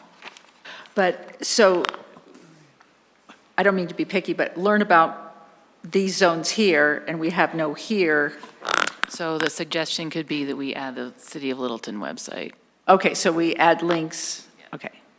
Yeah, and that's a good point, because there's some other things that are going to be useful for the designer, and one of which the map will link to, to basically a figure ground drawing with parcel information, so you can clearly identify what zone lot you're in and be able to zoom in and look at that. In fact, the staff had built a very nice map. I think you could just, in that easy motion, you could just learn about these zones here and just link it to the website, and then we'll take it, when we actually implement it, we'll take it and create those links so it gets you to the correct location. I'd hate to approve something, gets to council and go, HPV, none of these links work, what's wrong with you? What I'm saying. Would it be, and I don't know, Jocelyn, we could identify that with let's say that the font type was colored blue, and then those would be the clearly identified links when it becomes live online. Because obviously you can't link a paper document, but maybe there's a way to do that so it's more visual. So when it moves forward, we can clearly say that all blue text will be linked. I don't know how the other board members feel. I just want the links to work. I don't care if they're blue or whatever. It's just when there's a hot link, it should work. Correct. Okay, so then page 12, I saw the city under existing character. City is sometimes lowercase and sometimes it's uppercase, so it should be consistent. Right. So and I think it's mostly uppercase. Yeah. So thank you. So we can, and if the board finds any other subtle typos like that, we've had thousands of eyes on this, but still things so yes, please, we will. Yeah, and just do a global on that one, when you Correct. get to it. Well, actually, to be a little nitpicky, I just do whatever style guideline the city follows, if it's Chicago or another one of the APA. style guides. It'll basically, referring to the city as an entity, the city of Littleton, is different than referring to Littleton, the city. And so it doesn't need to be just, like every single reference to city should be capped or not capped. Right, it should be a proper noun. But it should follow that style. And I'm we sure have the an city adopted has style for our communications department, so we can follow up and make sure that those Excellent. edits are correct. That's all you need to do. Okay. Page 32, 1.4.5. All mechanical equipment shall be fully screened and located on the side yard or alley. Does that refer to the HVACs on the roof, or is that the place for it, or is that a policy? So there's this document. There's architecture, which is so that there's a mechanical screening for rooftop equipment, and that lives in that part of the section. This would be for mechanical equipment that's in the site and in the landscape. So the HVAC is someplace else? So if they had a condensing unit on grade, it would have to fulfill this part of the standards. If they had a condensing unit or an air handler on the roof, it would have to fulfill the screening requirements in the architecture section. Okay. Okay, page 39, total knit, 2-1-2-N. Under dormers, everything else is a period at the end, and this is a semicolon? Yep. There probably was another bullet under there, I bet, at one time. So. Page 41. I don't know, because I'm not an architect, but under 2.1-4N, second bullet down, 312 slope with an occasional gambrel roofs, is that the right term? So gambrel, yes, that is a roof form. I just want to make sure it wasn't a typo. No. Page 42, it looks like to me on 2.1.1.11N, there's an extra space after that somebody put a extra space between 11 and 12? An extra line of space. An extra line space? Probably, no, unless. This is just consistency. Half the time in the document, unless there's some way to delineate it,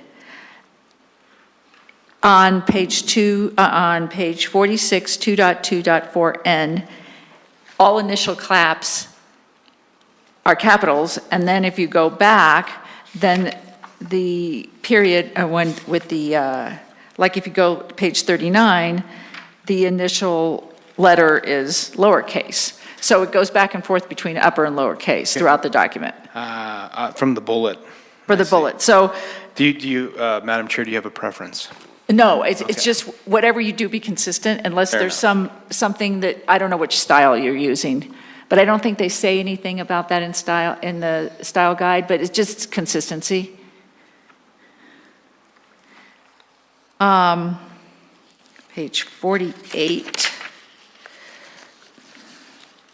Up at the top, 2.2.1R, do not paint stucco or otherwise conceal unpainted masonry, particularly brick walls where possible. Is that something where we have to keep the where possible? Because I mean, the natural is always the best, and we've had trouble with stucco on top of stuff. I mean, could that be just the standard without the where possible?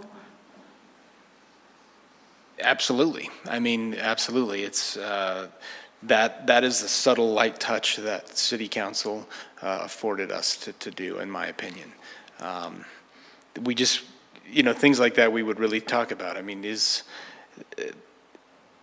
if there was masonry that was terrible, and the option was to paint it, and it would be much, much better than some nasty, rotted out masonry. What do you want? That's a toughie. So if it's, and maybe it's back to how this document is enforced, but if it was up to staff to determine this masonry is beautiful and we don't think you should paint it, then that should be up to staff. But if it's, CMU and it's not that great, maybe it would be much more appealing painted and much more in line with character. So you want to, you kind of want to leave an out, is what you're saying? Well, and I will go back to when we first started speaking, that we tried to not touch the rehabilitation of existing structures that much because of the historic nature of everything we were trying to preserve. But I could certainly be up for a recommendation if the board would like to see that struck, that where possible, and just have it be a shall. So you want to leave a little leeway there? There are certain instances in this document where staff has the ability to sort of understand the existing condition and make a recommendation. And a really good example of this is the fact that half of our alleys have been abandoned. And so obviously with the onslaught of slot development that's happening, without an alley, there's no way to access, to park your car. So obviously we don't want to encourage that, but without an alley, how can we burden the landowner with not being able to park a vehicle? So in the document, we have language that wants residential units, more than one, to face the public right-of-way, but when there's no alley present, then the certain lot dimensions don't afford that. So it allows the staff to work with the designer and make a recommendation. So in this case, that would be a staff recommendation. So where possible is the leeway that the designer and the staff has. Could we make it stronger unless under extenuating circumstances, which gives a little bit of leeway, but is really saying, go with the natural look and feel of the building? I don't know. Wordsmith people? See what I'm saying, where I'm going with this? I don't know if you have any better suggestions. Give leeway, but make it strong. So are you thinking something along the lines of unless otherwise impossible? Or, yeah, unless otherwise. I actually think where possible on this one is okay. I mean, I see what he's trying to say. He wants to leave a little leeway for someone to make an educated decision. It makes sense. And I think with any think it's code or standard, it's the ability to understand the intent and then apply that intent. I think that's then- where this kind of comes along, and especially in this section, right. a lot of it did follow the Secretary of Interior standards for rehabilitation. So a lot of it is almost verbatim for some of those. Okay, so that may have been a verbatim situation. I don't know Okay. about that particular one, but And that very well may be the case, but I'd like to turn the board to page 7, terms related to compliance. This is something that was sort of borrowed from the Historic Preservation Manual, which was a recommendation, but may be considered, could be something that we could use instead. So in other words, do not paint, stucco, or otherwise concealed unpainted masonry, or may be considered not to do this, or something like that. Now, where are you, where on So, page 7? On page 7, terms related to the From compliance, at the 7. very top of the page. Uh-huh. So this defines shall, should, may be considered, and what the italics are. Uh-huh. So may be considered is the phrase that we're using in the document that allows the designer and the staff to work together to a resolution when, when the standard, it shouldn't apply in some instances. So do you think that the where possible then is the best language? Or change it to may be considered. So I think you could rephrase this. I think we could take another stab at it, but do not paint, stucco, or otherwise concealed unpainted masonry, or we'd have to think about how to write this on the spot here. I think where possible is much more discouraging Okay. of doing this than Okay. may be considered, which seems to imply permission to me.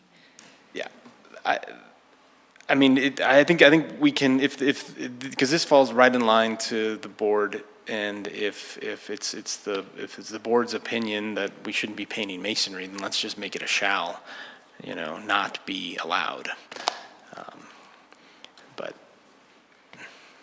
I'm tempted to just go with where possible. I Okay. think the other is you're adding words, but you're not really adding direction, guidance, or teeth. That's right. So, Just it's like leave it. adding bunches of, really, really. It really doesn't do anything. So, Can I throw one more out there? What about shall be discouraged? I actually think it's fine. Okay. The way it Well, is. this is this is a perfect example of our tech committee. So we would debate this sort of language for a half hour, and it would go on, and it was good. It was spirited, and it was frankly very enjoyable. But where possible, I think, in my opinion, meets sort of my sort of idea of when masonry needs to be painted, because sometimes it does, and it looks much better if it is. But I'm good with the explanation. it's fine. okay. Yeah, thank you. Another nit, page 50, between 2.5.1 and 2.5.2, there's an extra line space. And then, Stop there for a minute, Pam. Also on page 50, Paul. Yes. There's no 2.5.7, it looks like. oh, yes, I had that. That's missing there. And it was in the original copy that I read. And I think it had something to do with that height business. Well, we have it in the checklist. Yeah. Have it in the checklist? Yeah, it applies only to sub-area 6, which is along Alamo. So is that correct to jump like that?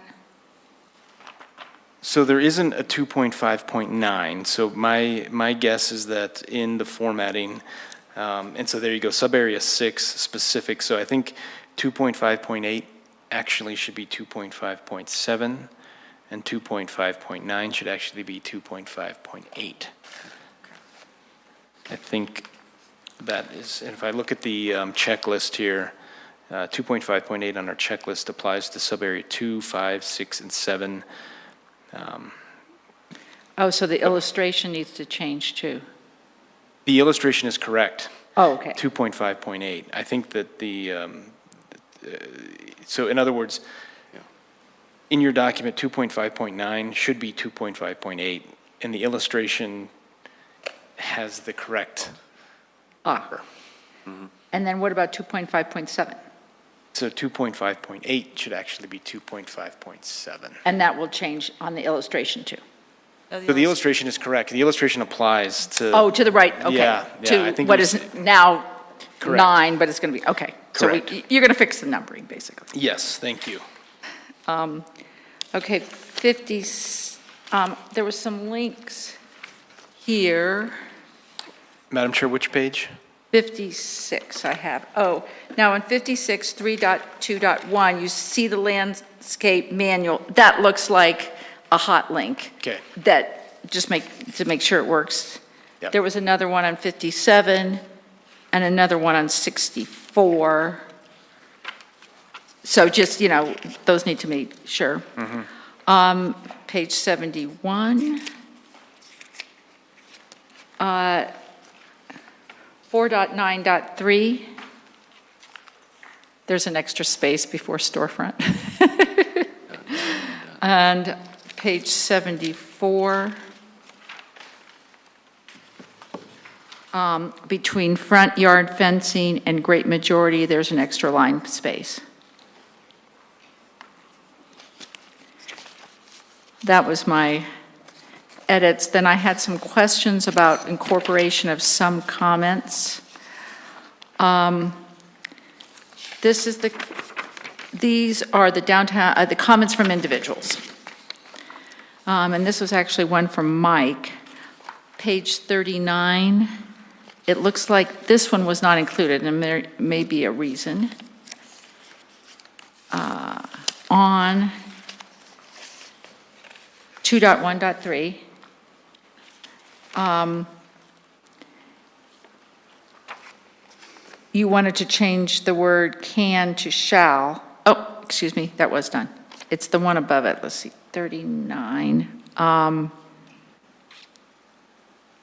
In the original design guidelines, objective 5.3.1.2 and 3 are important to Main Street and should be included in the new version, but I didn't see that those were included in the new version, and there may be a reason.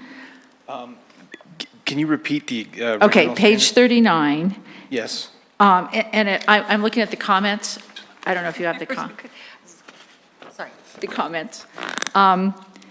In the original design guidelines, objective 5.3.1, 2, and 3 are important to Main Street and should be included in the new version. And from what I could see, they weren't. I think when we did go through all of these comments, the direction was we didn't keep the exact language, that's correct. We tried to take the elements from the existing document and kind of re-say them here, but it doesn't verbatim have the same information, that's correct. And I may be able to refine that a little bit more. Can you just again repeat the existing standards, which is okay. 5.3.1?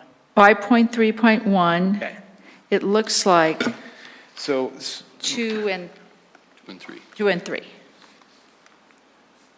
Okay, so the proposed buildings adjoining Main Street. So I think we can talk about this. Let's talk about the scale, mass, and proportions. So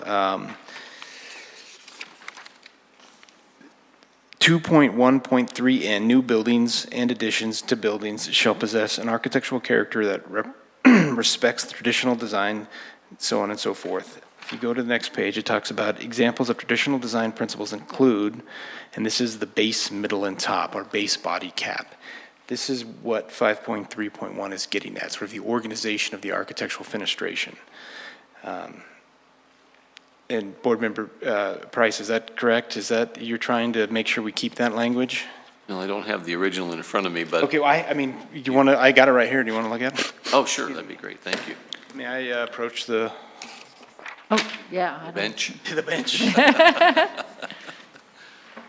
Okay, thank you, Paul. That was 02. Oh, that's So what we tried to do is the illustrations that are in the existing, we crafted a commercial illustration, and you'll see if you're looking on page 40 and 41 of the new guidelines, or new standards, forgive me. So we have a residential that has a traditional gabled roof, but it also has a flat-roofed portion, and we tried to tie in some more urban architecture to create this illustration that defines the base, middle, and top. And then the illustration on the top of page 41 is a very much more a commercial piece of architecture, and this also defines the base, middle, and top. Are those objectives? These are the standards. Do you have the objectives, Paul? That's what I was talking about. Yeah, the page number may be wrong because the objectives, because did you change the numbers between the old and the new? Generally, the objectives we paraphrased into this new document. That's what I was trying to say.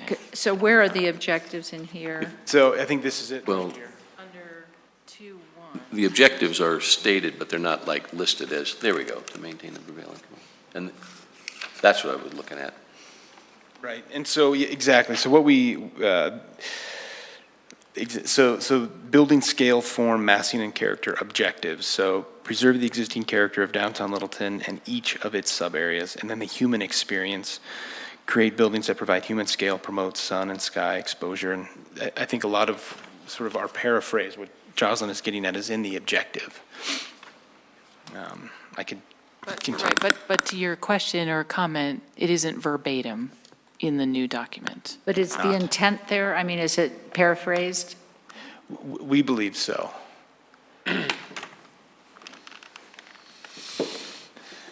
Do you want me to give you a second to look at that, and I'll go on? Well, these two objectives say to maintain the prevailing commercial storefront character along Main Street through the use of simple, flat-roofed forms, wall planes parallel to the street, and continuous attached buildings. That's objective number 2. Mm-hmm. Objective number 3 is to maintain the existing scale of predominantly 1 to 2-story building frontages found along Main Street. So is that in there, Paul? So if we were to go ahead and in architecture, and I think that's sub-area 5, so some of these that are specific to sub-area 5, we could go to the sub-area specific, and then we can go ahead and try to dig into this, but for long building facades, so this is sub-area 5 specific. Let's see if I can find that exactly. New buildings with commercial uses shall maintain the continuity of ground floor storefront windows and entries found on Main Street and Alamo and generally replicate their height, width, and proportion. Sub-area 5, the existing historic building proportions found along Main Street, Alamo Avenue, and Rapp Street shall be maintained, and any restoration or used to determine the scale and module of the facade of any new construction. I'm trying to dig into that. Seems like they're a little far apart. Yeah, well, I want to make sure I'm reading this because proposed buildings along Main Street and Alamo Avenue that are higher, so this is the 2-story portion.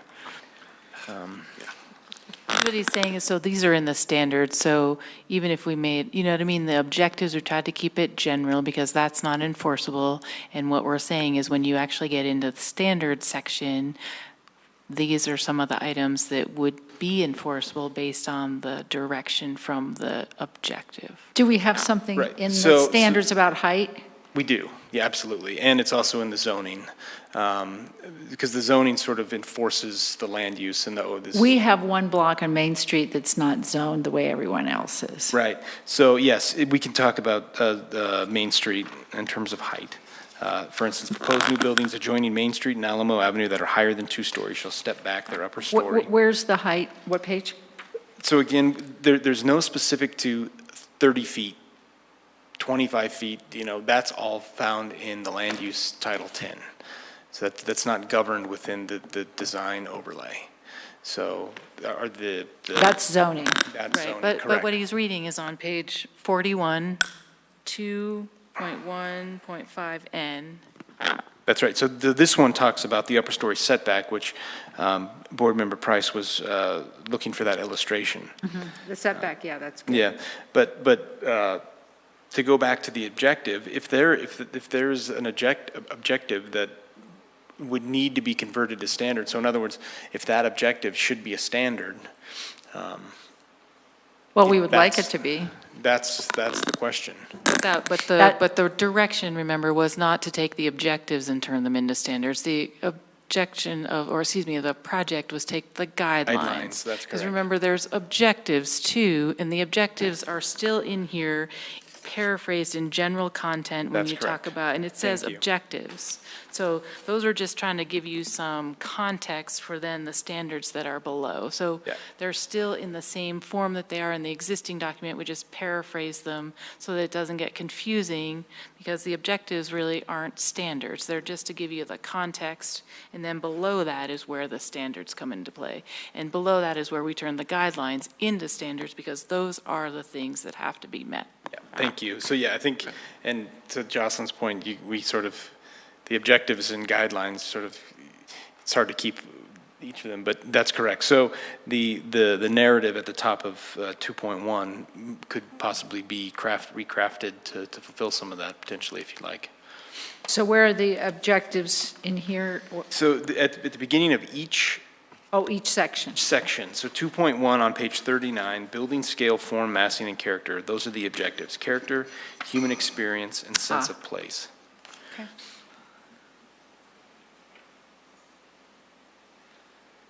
It doesn't say anything here about actual height. It won't be, the height won't be an objective. Okay. So we have to. Because the zoning code dictates the height allowed in downtown, the football. The design guidelines will not limit your height. The design guidelines will give you direction on how you manage the elevations. Okay. Well, I mean, the character says preserve the existing character of downtown Littleton in each of its sub-areas.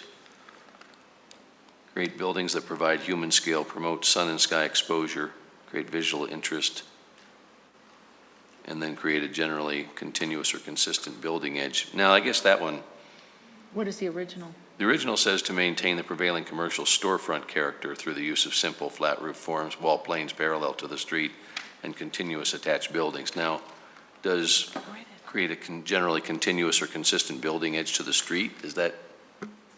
I think what it does, not to speak for Here, Paul, well, but what let it me- also does is, remember, this think we're is looking at the wrong supposed to be objectives for the whole downtown, and I don't know that flat roofs other than Main, you know what I mean? That was more specific to Main Street, so we were trying to make it a bigger It's better.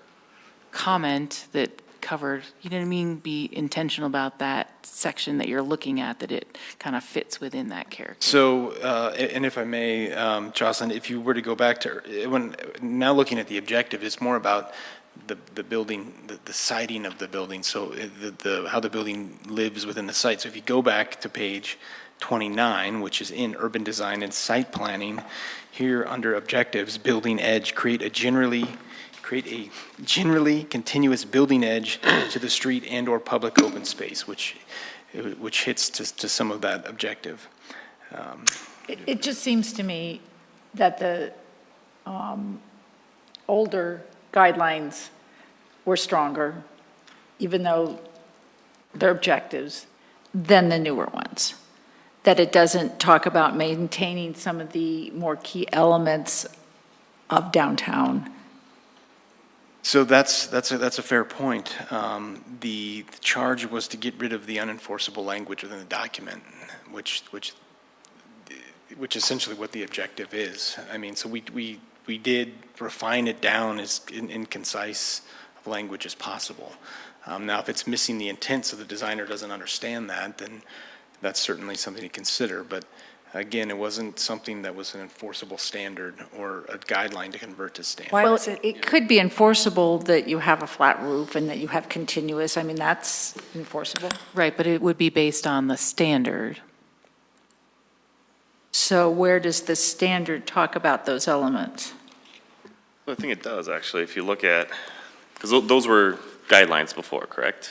Right. Oh, these are objectives, David. Objectives. Yeah, architectural. But I think even some of these standards still do address it, and, get back here, sorry.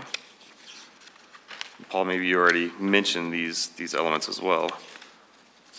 Specifically to building edge, yeah. 2.1.8N, as well On as what page? page 42.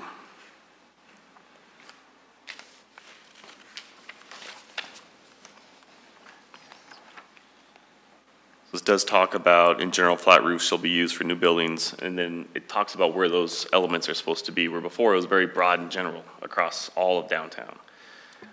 the intent, maybe after reading through the other guidelines and standards, kind of help narrow that focus on where that intent was Okay, supposed so to that's be. the flat roofs. Is there anything else in Well, there?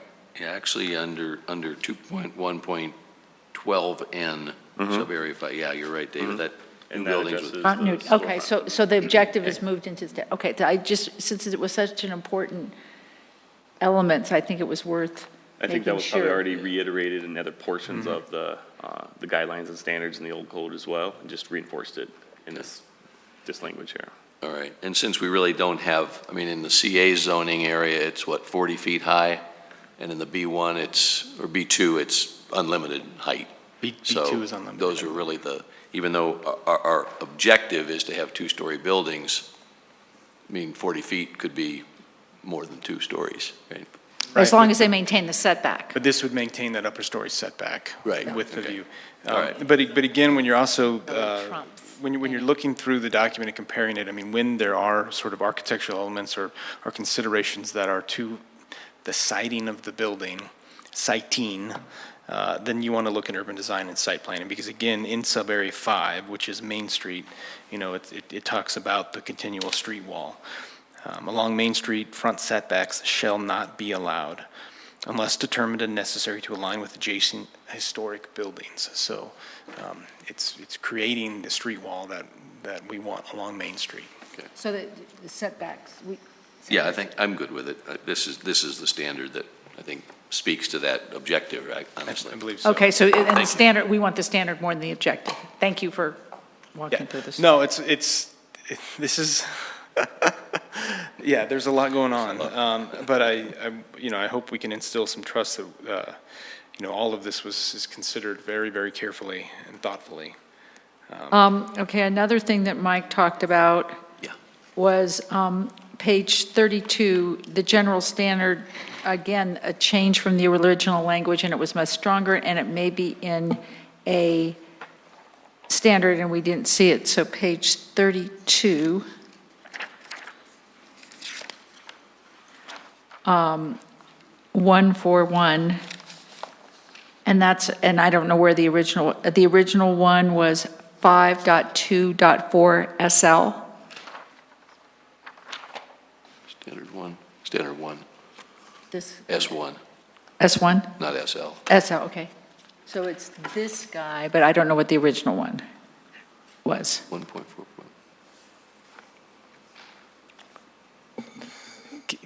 Could you repeat the existing standards? The existing is 5.2.4S1.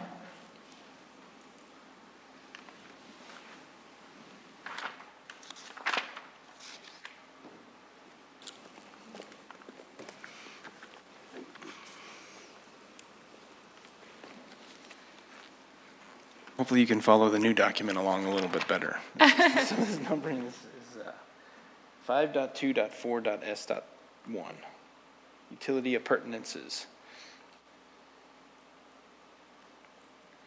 Yeah, so I think, if we look at the page 32, right, utility appurtenances must be located adjacent to the alley or on the side of the building. This includes switch boxes, telephone pedestals, transformers, meters, irrigation, and similar equipment. And what does the original one say?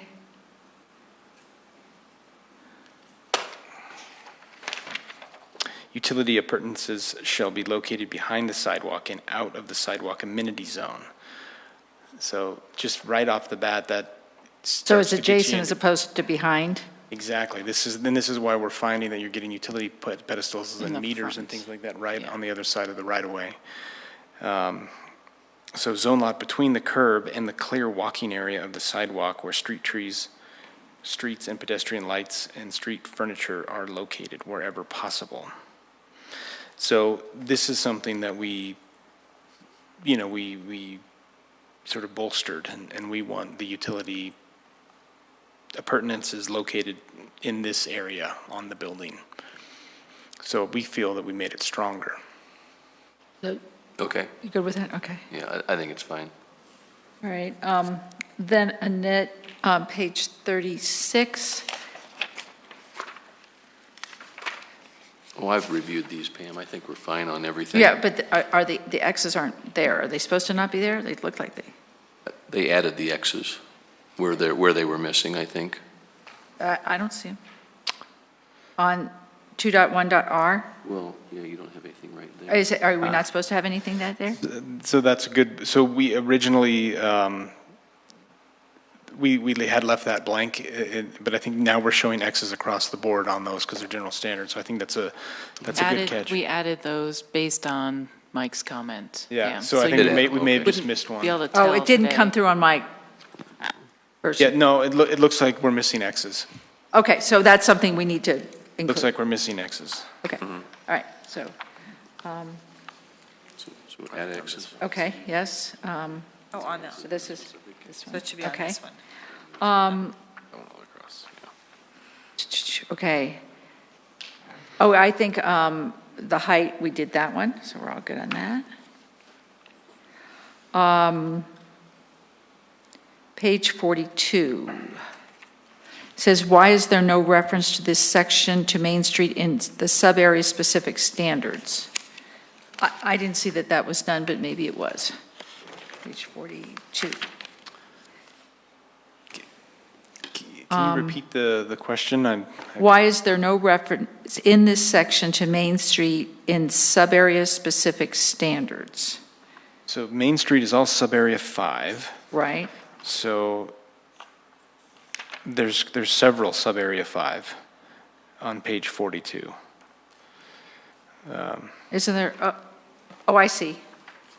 So 2.1.10 in sub-area 5. 10 and 11. 2.1.11 in sub-area 5. 12 and 13, Mhm. 12 and and then even 13. into 14 goes, a piece of that is in sub-area 5. Okay, so I think we're okay there. I think so, yeah. Okay. How about the next one, Mike? Did you see that one taken care of? I think so on page 47, yeah. Okay. On number 10, page 48, 2.3.8 was redundant, so it was removed. I think on number 11, page 49, 2.4.1 and 2.4.2, we say that the original standards were better and more comprehensive, than this version. And no, I didn't check to see if that was changed. Okay, But I so- think those are okay. Are you all right with them? Yeah, I think so. Because I didn't look at the original. 2.4.1. Yeah, and with regard to lighting, again, there is a lighting manual that we tried to reference, Yeah. which sort of has jurisdiction over this. Yeah. Okay, and then the last one on that page was page 56, 4.6.7. Unique and interesting were subjective. Let's see. I don't really have a problem with unique and interesting. I think Okay, okay. they're applicable. All right. There was a lot of suggestions about some more images that you put down here that weren't included. Some of them were. It seems like 12, 13, are more images going to be added, or is this? Certainly open for some suggestions. Copy I viewed had no images in it. Oh, okay, you had no images. Okay, and so a lot of them were added. Yeah, Okay. and that's probably the case. Some of the drafts came out without photographs because we waited for the leaves to bud out. Oh, okay. We didn't take photographs until just weeks ago when the trees budded, and I guess it would have been in early mid-May.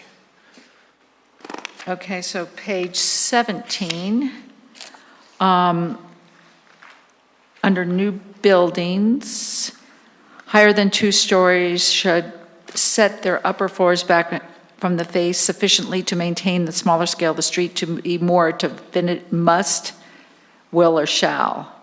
So that was the new buildings section. Is that the right page number? Page 17? That's not the right page number. That may be an older. It's an older version that Oh, I okay. reviewed. I didn't see this version till today. Okay, so we don't know if that's been, because this is not the, 17. Is this new buildings? No. our page numbers are off.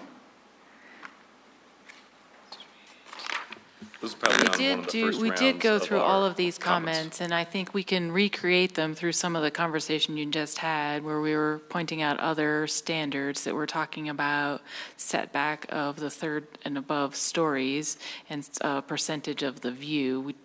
We can go back to those, because remember, the original document had 8 different sub-areas, and they basically repeated the same thing 8 times. So probably on page 17 in the original document was one of the sub-areas talking about this concept, and how we've redone it is we've identified it once and then connected all the sub-areas that have that standard. And we're working on that. I think we were just in the 30s, right? There was I'll see if I can find it, but we just had this conversation about the guideline, or excuse me, the standards and showing that view. Remember, it was the 2, 3, 8 or whatever, and it was kind of disconnected. It's in the document as far as. So we how do you have manage- something How do you do the view?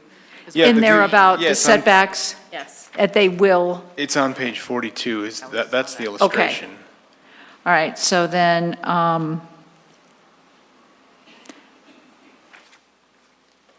under desired character, adding, and you're going to have to go from memory because I've got page 19, it might not be, consider adding the statement that future development maintains similar massing to the existing buildings. It was on 11. And also remember the scope of the project, we were not, I mean, these are awesome comments, I'm not saying that, but they're really about the next piece of this, because the purpose of the project was not to redo any of the existing or desired characters in the sub-areas. Okay, so, I mean, this is important. This is a really important one, about maintaining a similar massing to the existing buildings. Is that something that we have in there? Which sub-area are we in Well, reference it's to? page 19. So So it would have been, Jocelyn, is there any way you It could could pull be- up an older draft? That existing document, do you have it? No, it was No, the it first would've- public draft we It probably would have had been of on this. a public These draft. were comments from, On the April 18th Yeah. draft, Yeah. they're my comments. desired character, maybe it's one, wait a second. I just haven't had time to review them.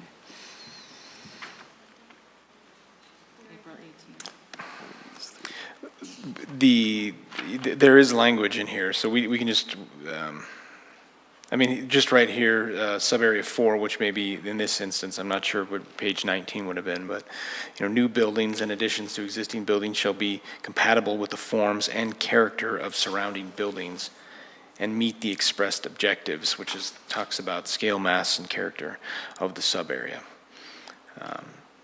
So, From that document, page 19 is talking about the existing character of sub-area 7. It's only existing character, Okay. it's not in the standards piece, it's talking about the existing character and the desired character.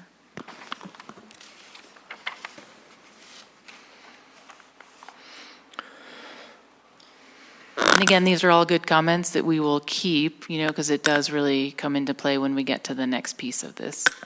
I don't review see of the anything document. about that scale and mass on page 19, sub-area 7. Because it is just talking about the existing and desired character. It doesn't list any of the standards on that page. If you further down, it just has the desired existing character, desired character, and then a map of the sub-area. Well, this comment was under desired character.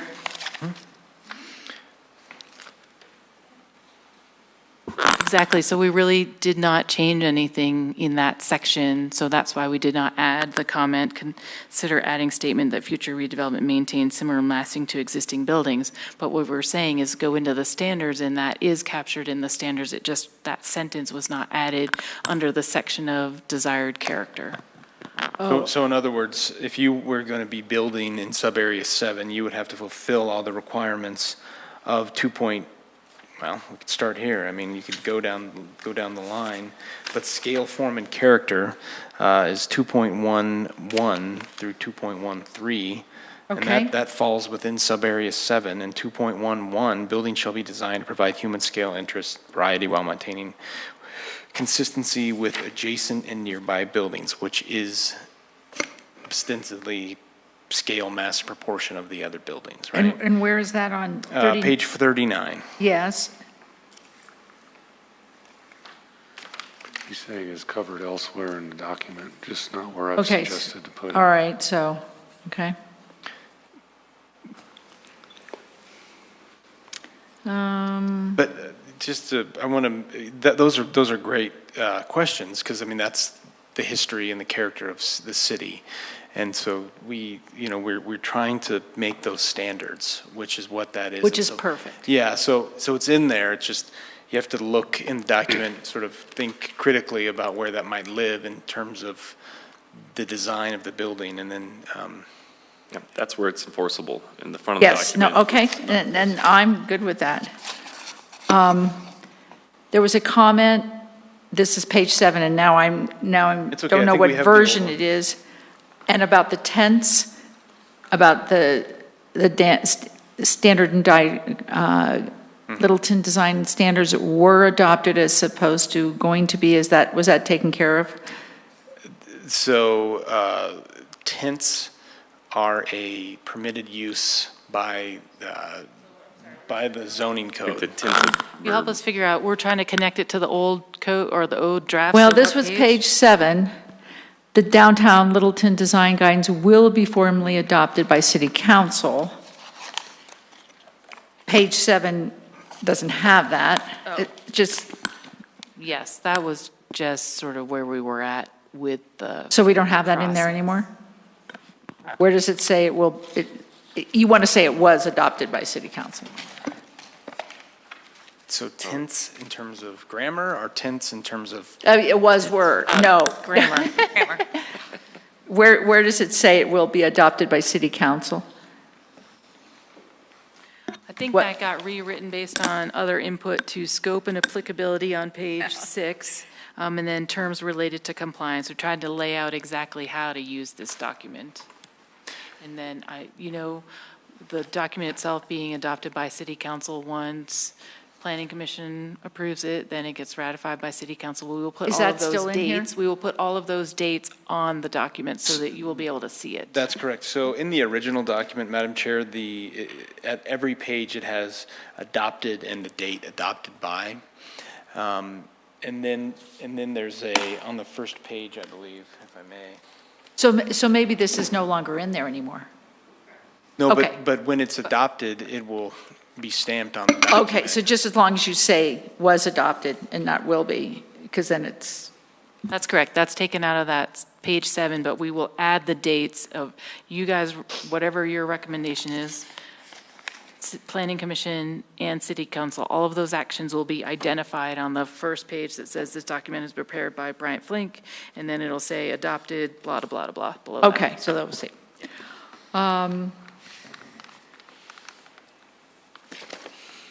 That's all done.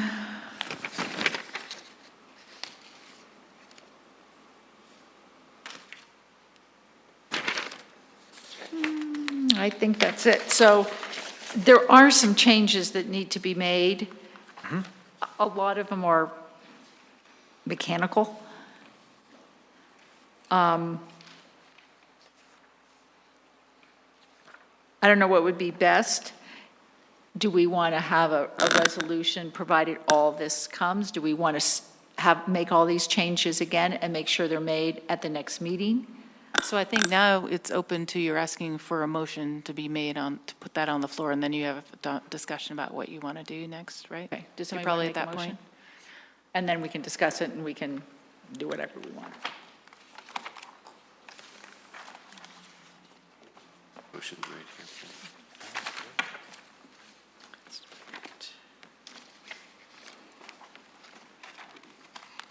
I'll move.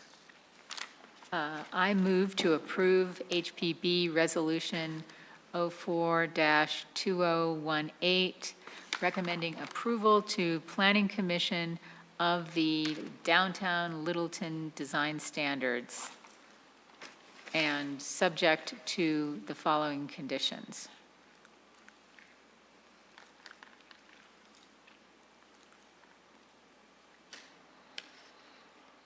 Oh, never mind. Let me start again. How's that? It's one sentence. I move to approve HPV Resolution 04-2018, recommending approval to Planning Commission of the downtown Littleton design standards, period. Second. Second. Okay, now we can discuss. So all these little changes that I found. Just one comment, all the minor edits and typos and adding the link or website or whatever, you don't have, you can just say with minor edits. We'll make all those changes because we're going to need to make those changes, so you don't have to have that necessarily in a motion for the pieces that were more editorial about using a proofing style manual or the spacing and all of that stuff. Yeah, and if you wanted to just put a list of the other things that we wrote down, like making sure that 211, that the X's are in the box or any of those things, we did write all that down. Just FYI. Yeah, Pam, I think that was an incredibly thorough edit and read that you did. And every single one of those changes are important. And I think that the way that Jocelyn has described how the document will be handled, I think addresses it. So do we want to keep the motion as is with the changes that Jocelyn wrote down? Do we want to include the changes in the motion? Or do we want to have all the changes made and look at it back again and make sure they're made? I come from a point of view that we want to make this document as finished and professional as possible, and it's darn close, and there has been an enormous amount of work. And when you can step in at the last minute and look at things, it's sometimes easy. You can't see the forest for your trees on your own edits. I can be easily overruled, but I'd like to see the edits before we approve it. And I think it would be a 10-minute review at another meeting if we just had all these edits put in, made a motion that we have all the edits put in, and that we look to bring this up at the next meeting, make sure everything's been done. From a timing standpoint, would that work if Planning Commission is planning to look at this on July 9th? It would push them back. So it would, a month. Yeah, okay. We'll give you a call a special meeting, we just Is do it worth pushing back a month to see the edits? I mean, in essence, it pushes this document and the forceability of it out a month as well. Right. So I think that's one thing to consider, and I mean, in my line of work, it's pretty common to approve as noted. So approve as the comments that we've recorded, with the understanding that these were incorporated. I think that'd be the direction I would probably. As long as we have every confidence that all the changes will be made. If there's an extra line space, it's not the end of the world, but we want to make it as close to perfect as possible. I kind of advocate for waiting a month. I mean, it's in the scheme of things, it's not much to make a document that's just as tight and make sure it's all good. But if we want to go with it and just say, here, make all these changes, I will go with the majority. I felt like most of the comments that were discussed earlier, the questions were really brought up about grammar, making sure, verifying that some of these elements were captured. I didn't recall any comments that were really omitting certain elements that we had to put back in there. No, I think they're mainly cosmetic. But Is there an informal page flip to double check? It's sort of off the record to make sure that the line spacing was, I don't know if there's a tool or an instrument for an informal page flip. I mean, I don't mind going through it before it goes to council and just make sure all the changes that we came up with have been made. Andy has a comment. My concern, I like that the group was very thorough and that everything got documented. There were a couple really substantive catches that I think were really good, but it's also it's not just, to your point, that now this document will be delayed if we wait. It's also the expense of having staff go through and post and have more hearings, right? Setting up another meeting, delaying all the other, sort of the domino effect, which I would hate to do unless we had something really sort of unresolved. a substantive piece that was unresolved. And what would happen was, staff is going to make the changes anyhow that we recommended, because I think they realized that that was, so it's just a matter of us, the question is, do we approve something that's 99.5% done and just say, staff, fix it? Or do we come back next month after having read it and seen the changes and say, yep, we sign off on this? Because we're signing off with So Chair Grove, what I changes. would offer, if anyone else has any additional comments, great. Otherwise, it may be time to call the question and vote. Just because you're just talking about the same thing here, so just to keep the conversation moving forward. So,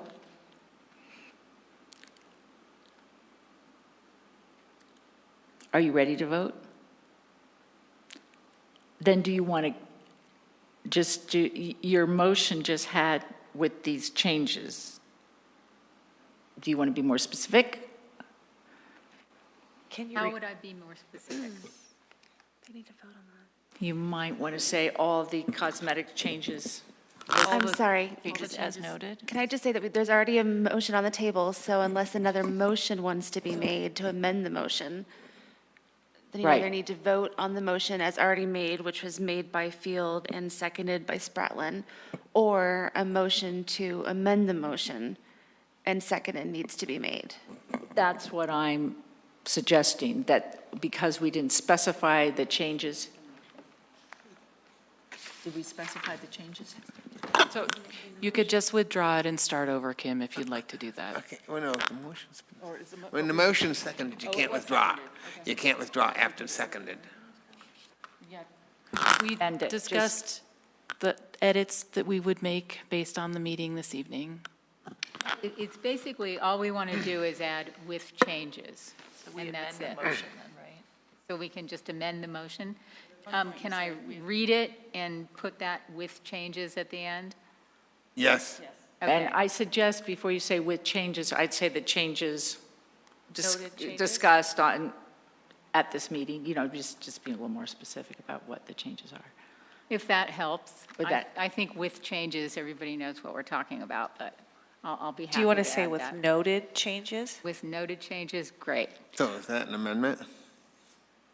So I'm amending the amendment, or I'm amending the motion? Okay. Okay, I'm sorry, that doesn't work. You'd have to No, you're amending the motion. You're amending the main motion to add that content. Okay. Yes. Now, it I'm needs, amending the it motion. needs a second, and then you have to vote on the amendment. Okay. Then you come back to vote on the original. All right. I move to approve HPV Resolution 04-2018, recommending approval to Planning Commission of the Downtown Littleton Design Standards with noted changes, period. Second? I second. Okay. Go to vote.